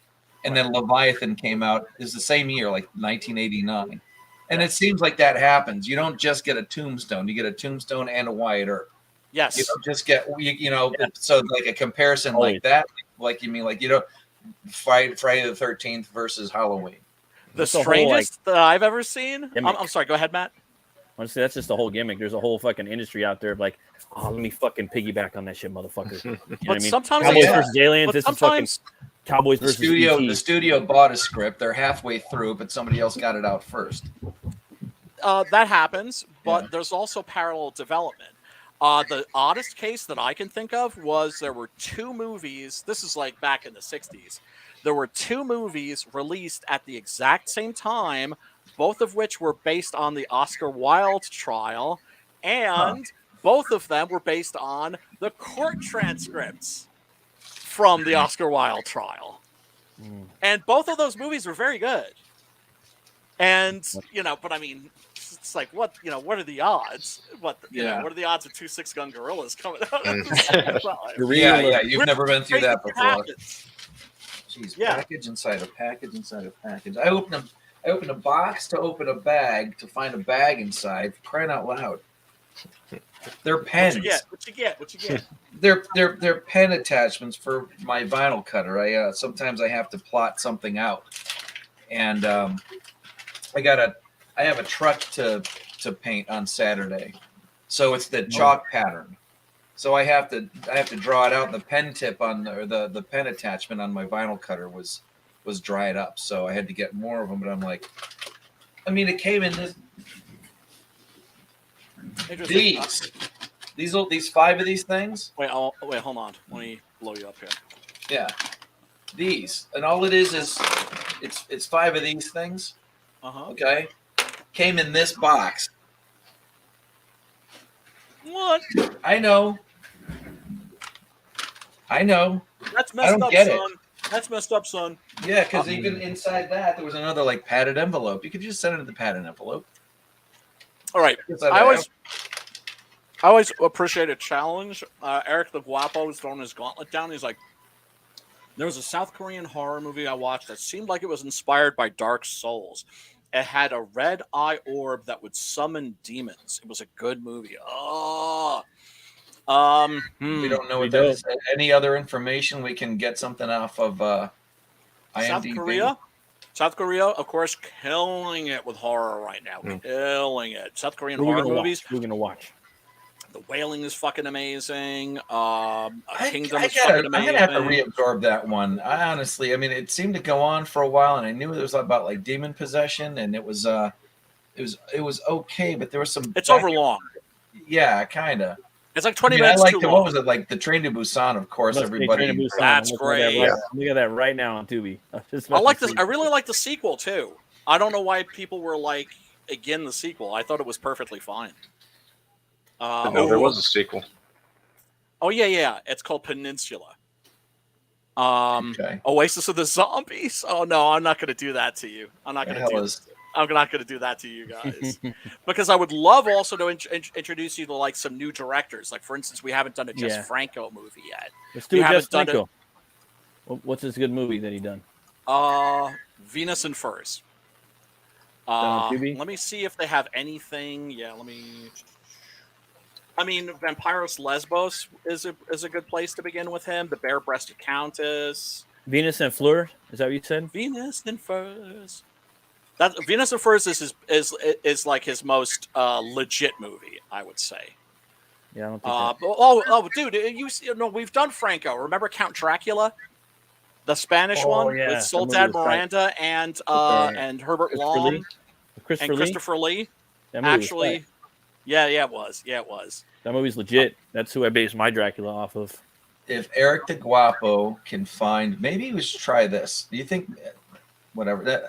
I'm just throwing this idea out there. I realize it's not my stream; it's your stream. But how about battling trailers? Battling trailers, because I'm looking through some stuff on IMDb, and almost every one of these movies is going to have a trailer with it. Right. So if you can get the link up there, and then you can play the trailer, and then somebody else will have the movie in there, like play the trailer, whatever. Chat will have a movie, and I'm not saying make the whole thing about trailers, but pick 2 or 3. If we're having a hard time deciding what it is we're going to watch next, let the trailers figure it out. Whichever trailer is better, because trailers are very often misleading. Sometimes they are dead on. Yep.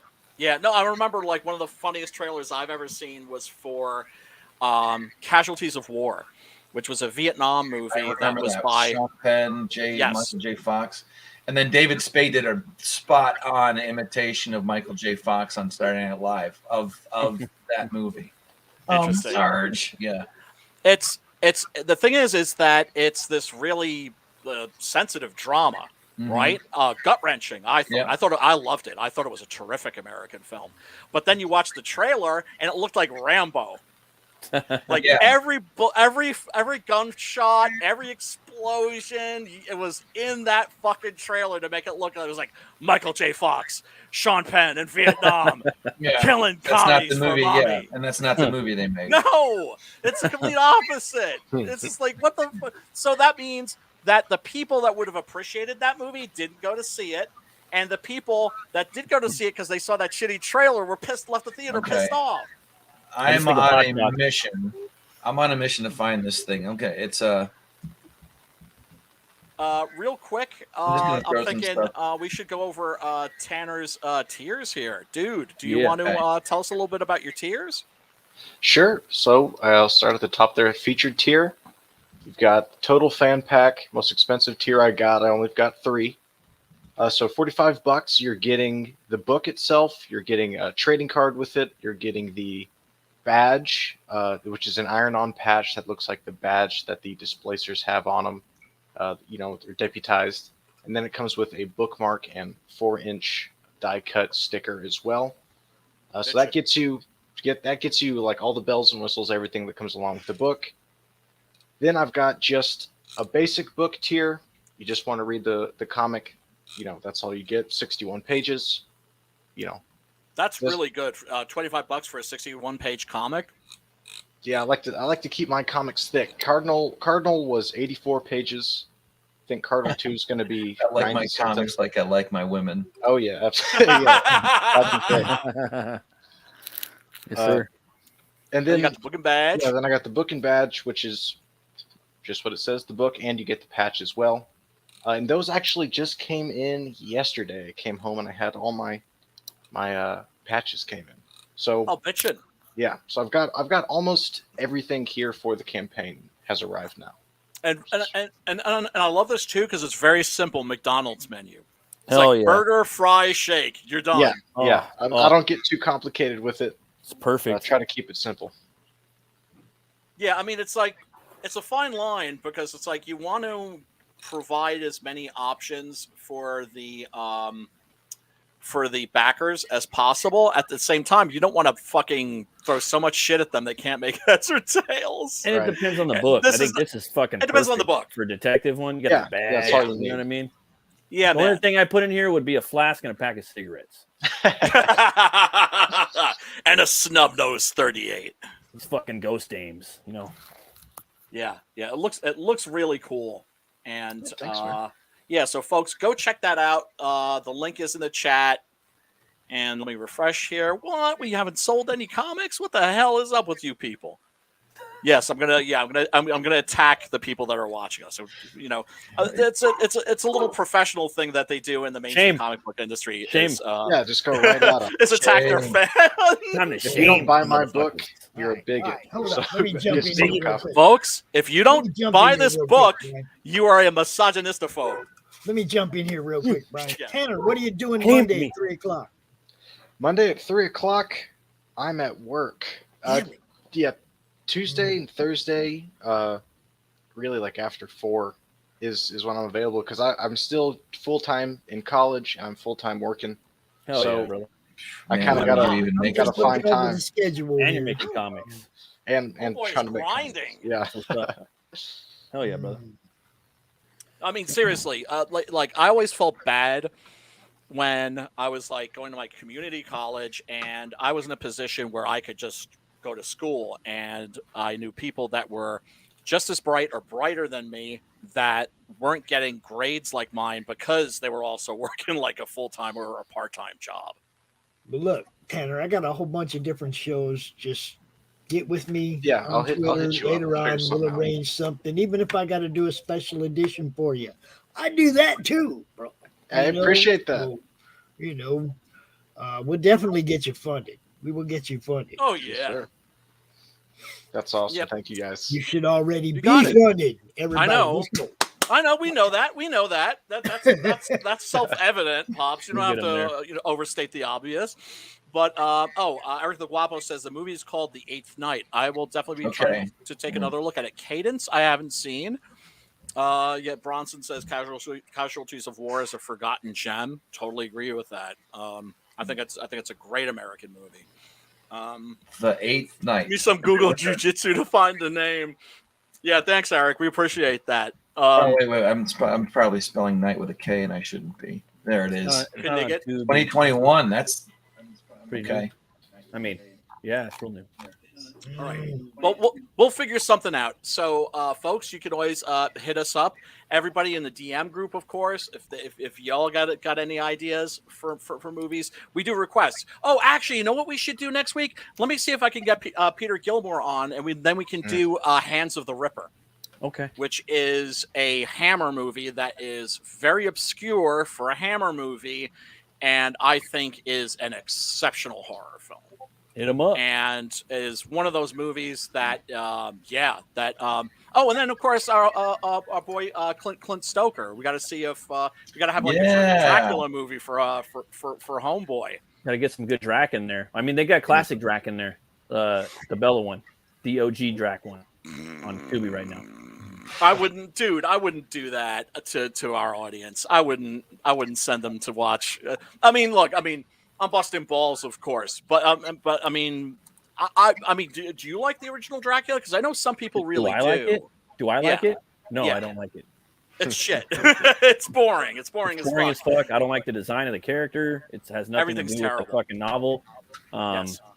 But I It's mean, based on the just me. stage play, not the novel. Sorry, but I mean, it's still we could still dissect it. But I mean, it's a classic. Oh sure. I know. And they got I know. Frankenstein on it now. Frankenstein, Boris Karloff. I love that movie. I love the design. I like the design of the monster more in the a little bit more in the comic or in the book, Mary Shelley's novel, but it's on par with it. You know what I mean? The blockhead, Do the they? fucking bolts, and the clamps on the forehead. Oh yeah. Well, that was James Whale's idea. Genius. Genius.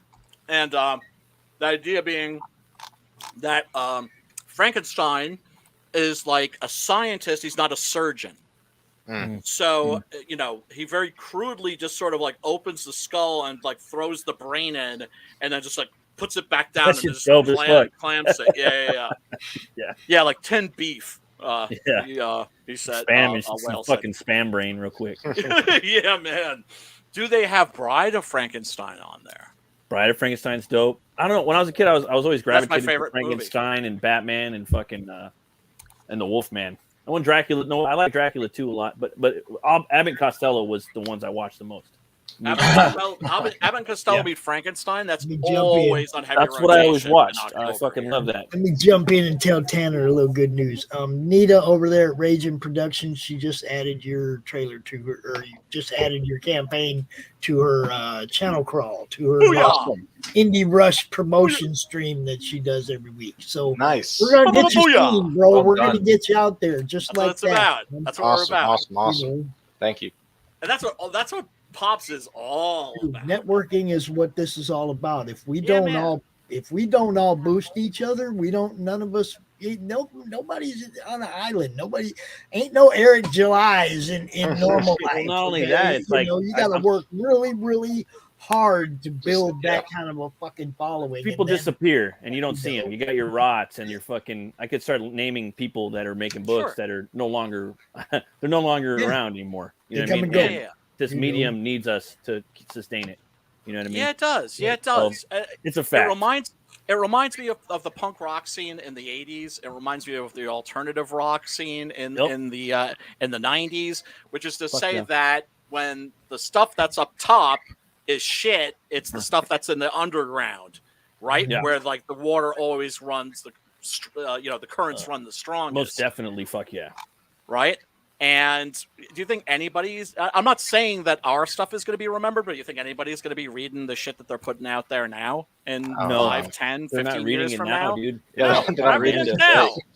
Yeah, they're not reading it now. Nobody That's- wants that shit. Did you? Oh my God! Somebody on the Twitter posted a page from I think the new Tim Drake comic. Yeah, I saw that. Oh my yeah, gosh. Ethan was reading it last night. It was fucking sad. And I think the artist, from my understanding, he was a pretty dope ass artist. Like he's got his own style. Yeah. He did like a Right. Rasputin book that I got. He did fucking Batman Shadow book I got. But it this looks shit like was shitty fucking Tumblr horrible. art. What the So fuck the happened? guy is deliberately Yeah. he's deliberately making shit art He's had some dope art too. just and to it's like- work. yeah, he's trying to probably eat some bread or some pay some He's bills. downgrading. Yeah, he's not leveling up because that's one of the things I love about the scene is watching. Is he people trying to level underbid up. people for jobs or what?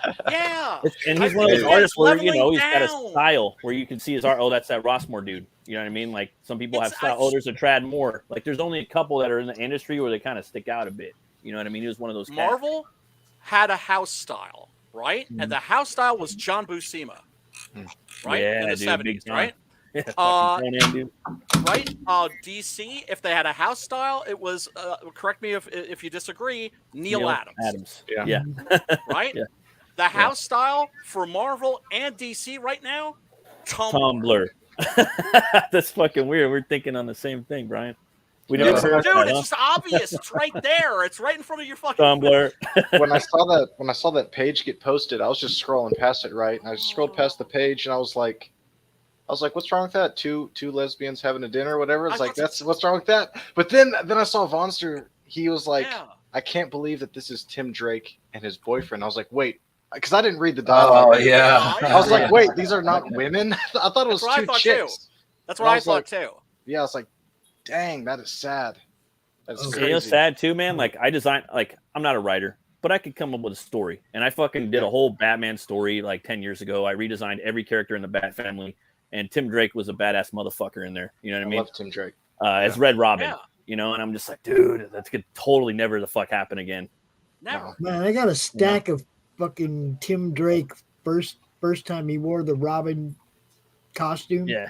I got a stack of Batman 442s, man. They were shit now because they did. To me, he is Robin. Like to me, he's a badass. He Just was like always my favorite Robin. to me, he's a Robin. Like he's Robin. Like to me, like like Dick Grayson, he ain't Robin. He's Nightwing. You know, He's Nightwing. Well, yeah, it was and allowed Tim Drake is Robin, Grew and up. fucking Right. Damien's the son. He's a badass motherfucking ninja son. Yeah. He's just beyond Robin, dude. He's his own entity that's Yeah. gonna be Batman one yeah. day. He's gonna be the Yeah. Uber Batman. To me, Yeah, that's the way he's Damian I've always Wayne. seen it.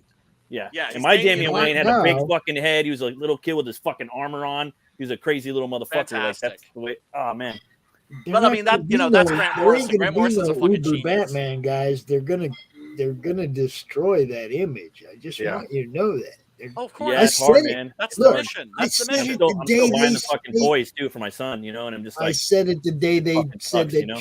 Tim Drake was bisexual. I said, Batman's next. You watch. They're going to do it. They're going to do it.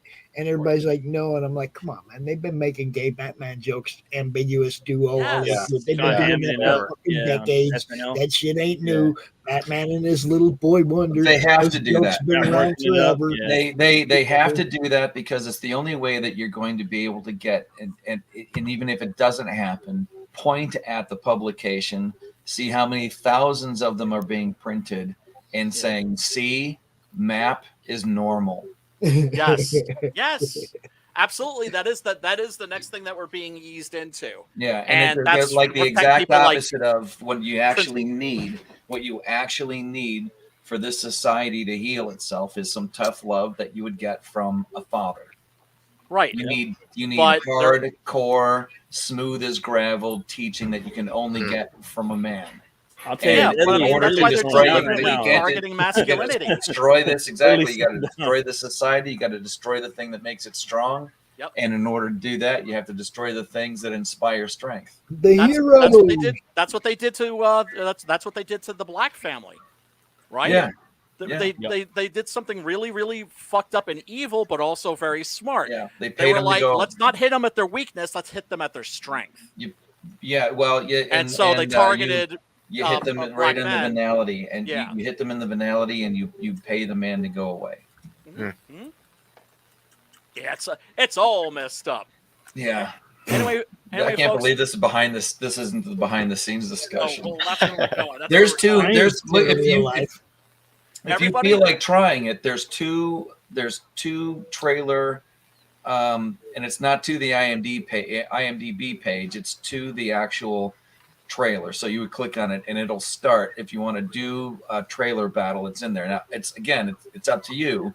But if you look in the private chat, I can pick out a couple of movies. I'll throw the links in there, and then, Yeah, and then you dude. can battle them out. But if you want, because it's you want your shows to end Do at a that. specific Yeah. time. Do that in the DM group though. That would be fun. All right, yeah, no, that's a good idea.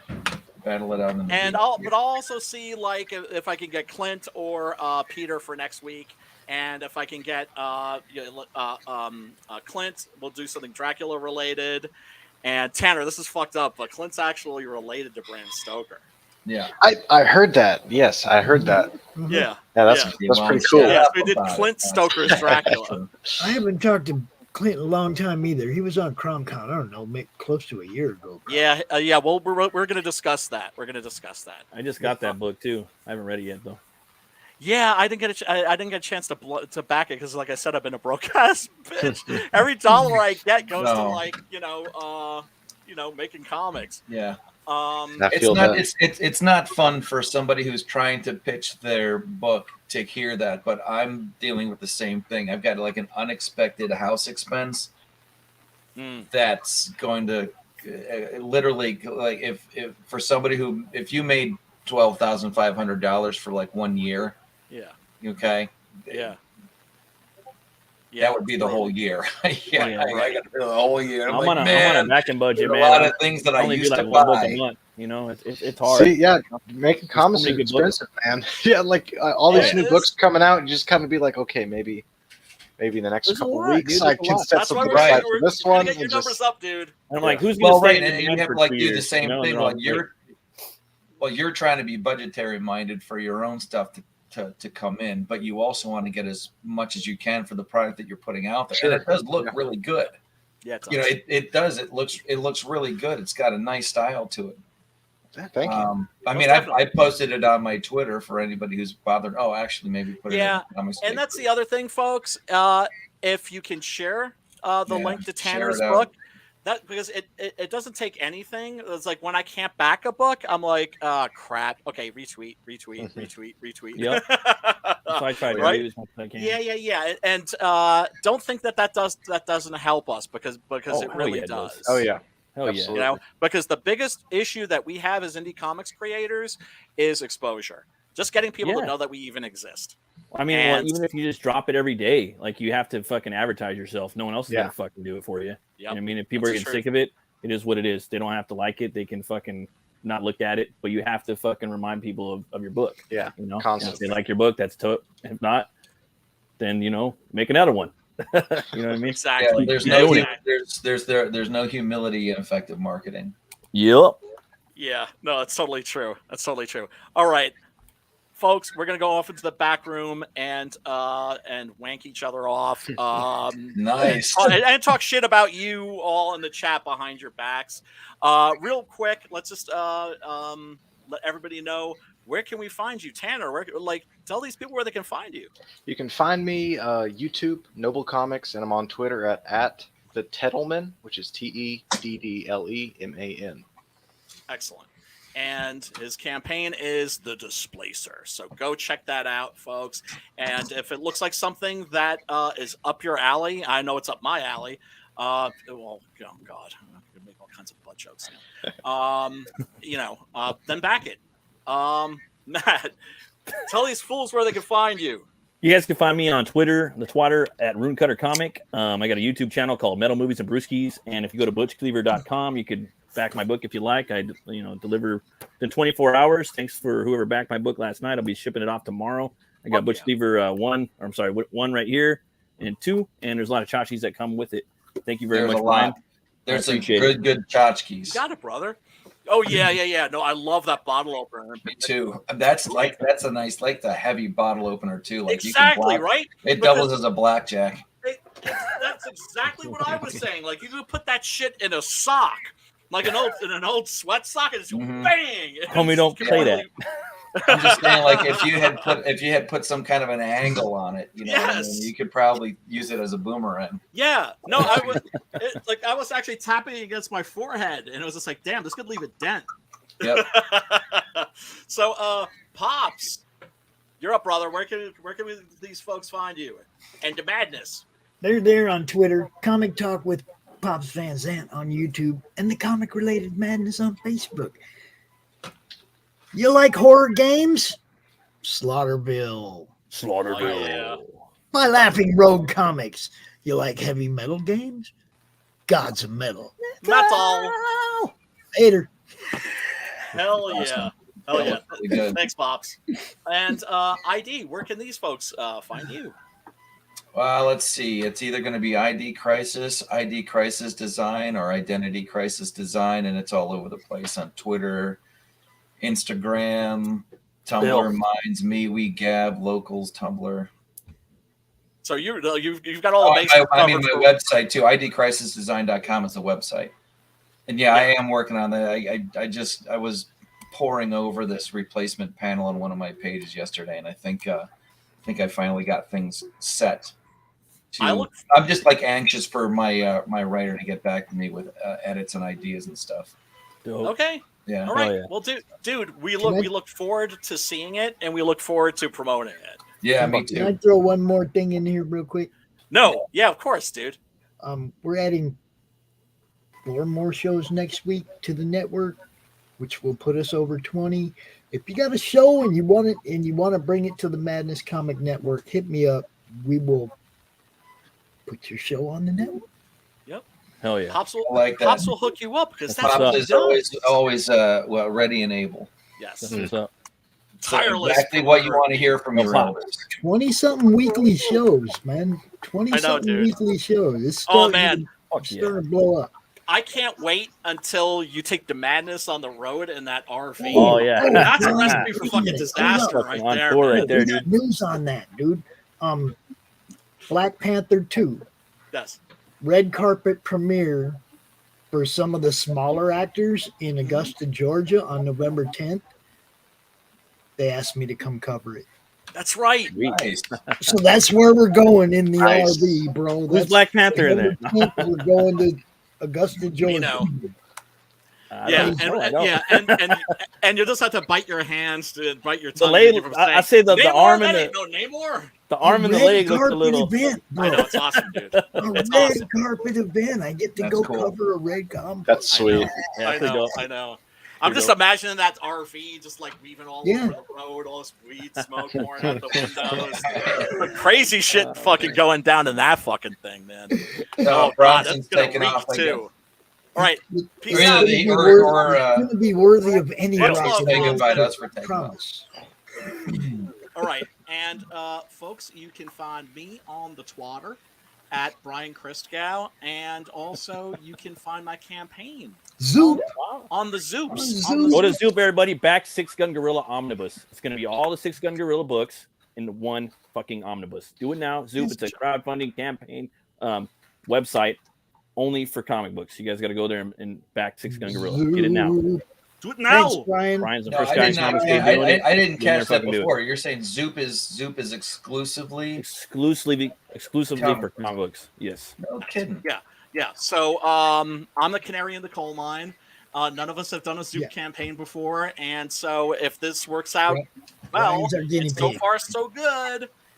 We're gonna have a third platform because Kickstarter and Indiegogo are not our friends. They barely even know that we exist. We make up less than maybe 2% of I like got the it. revenue that There's they another Yeah. bring in. one, bro. There's another one. We got somebody else that's checking out crowdfund.com here real Yeah, soon. crowdfund. And there's Crowdfunder as well. There's another Yeah, one called Crowdfunder. crowdfunder. That's the one. We got somebody There's that's another diving dude. into that one, so we'll get a Excellent. front page view of that Yeah. too. There's a dude I know that does books on their horror books, and he fucking flips them. Like, he lives in Wales. It's all horror shit. I haven't gotten any of his books yet, but anyways, we'll check it out later. So we got somebody diving into that one too, and we'll have a front row seat on that. So, Yeah, this is And, dope, dude. I'm bad about promoting my own shit. So yes, let me you are. 'Cause I don't see you dropping Yeah, that. no, I know. there's no humility in marketing. Yeah, no, No, I it's know. not. I know. No, I'm not just saying that to you. I'm saying it to myself. No, I know. Yeah, I But know. it is, you know? I You just got to know. turn into this faceless beast and Yes. chill yes. like a motherfucker, you know? Yep, yep, Relentlessly, that's- like, who Hey, cares? Because I've everybody been that slow. ever I've been does slow this, to shilling this. I've been slow to shilling this. look, Yeah, look yeah. at What it up, this brother? way. Everybody who's ever done this understands. Mhm. True. If, Hell if yeah, they they've do. been successful, they understand. If they Yep. weren't successful, they weren't working that hard. Yeah. You got to go out No, there that's and put true. in the work. You guys know Yep. it. Man. And I've done it. And I want my this is last two going to fucking be- Six Gun Gorilla books, dude, in that omnibus. I want the whole fucking omnibus. I do too, With man. all the I fucking do books in too. there. Where I can This thing's sit gonna there be with a my fucking fucking telephone popcorn book. and my beer and just flip through the motherfucker. Me Oh too. my I God. want my last two Six Gun Gorilla books too. That's why I backed it. I got that signed one right there. That signed Oh one. well, I mean, I don't know why they put signed on there because I'm like, you order anything from me, I sign it. Yeah, me Unless you too. tell me that you don't want You me got- to sign it. You got to email me Again, and be like, that hey, shit's signed. motherfucker, don't sign this shit. Yes. Yeah. Because Just do me a favor, Brian. Sign it and on I the fulfill- inside from now on. what you say, Pops? Sign it on on the the inside. inside from now on. Don't be Stay on the scribbling what? all over the cover art. Sign on the Okay. inside. That's what you said, Okay, right? hey, look, That's how they did it back in the day, That's man. what I do. yeah, I I get mean, that- I get that metal that's like Sharpie I and the left silver one. like for the Preston edition, like the Virgin cover without the title, I Mhm. left the front page, the inside cover blank, so I could sign it, and then if they run into Preston at a convention, boom. Yes. So okay, well, yeah, no, if you have a preference for where you want the damn book signed, I'll sign it on page 20. The first comic book I ever got that was autographed was Avengers 200. And when I Mhm. bought it, I didn't know it was autographed till I opened it up and saw Stan Lee at the bottom of the page. That's fucking badass, right You there. know? And it was like, oh, Got a good yeah. shade, too. And back then, there was nobody was doing that fraudulently. There was no scam. It was like Yeah. it was one of them that he actually signed for somebody, and it ended up in a comic book store. You know? Hell yeah, man. Hell yeah. That's so It was cool. in a dollar bin box. It was like, I Oh got my god. I got a She #2 in a 50-cent bin box at Fanfare. That's Good. awesome. You That's know, so I freaking mean, it cool. was like 50 cents. I walked up. I said, "Are you sure?" 50 cents. Yeah, right. and that's when they start You know? thinking about it. Nah, hold on, let me look. And he's like, "If it was in the box, it's yours, 50 cents." I was like, "Right on, dude." You know, the Stan Lee I didn't realize was autographed, so I got home, went to read it. Yeah, it got Got a it very in the pleasant, dollar bin. You a very know? pleasant surprise. Oh hell yeah! All right, folks. We will catch you next week. Smash the like button and the subscribe and ring the ding dong ding bell for notifications. All right, Follow folks. all these guys. Hell of a Onward. dismount, Brian. Hell of a dismount. Stay scared and peace, love, and metal. Hunker down.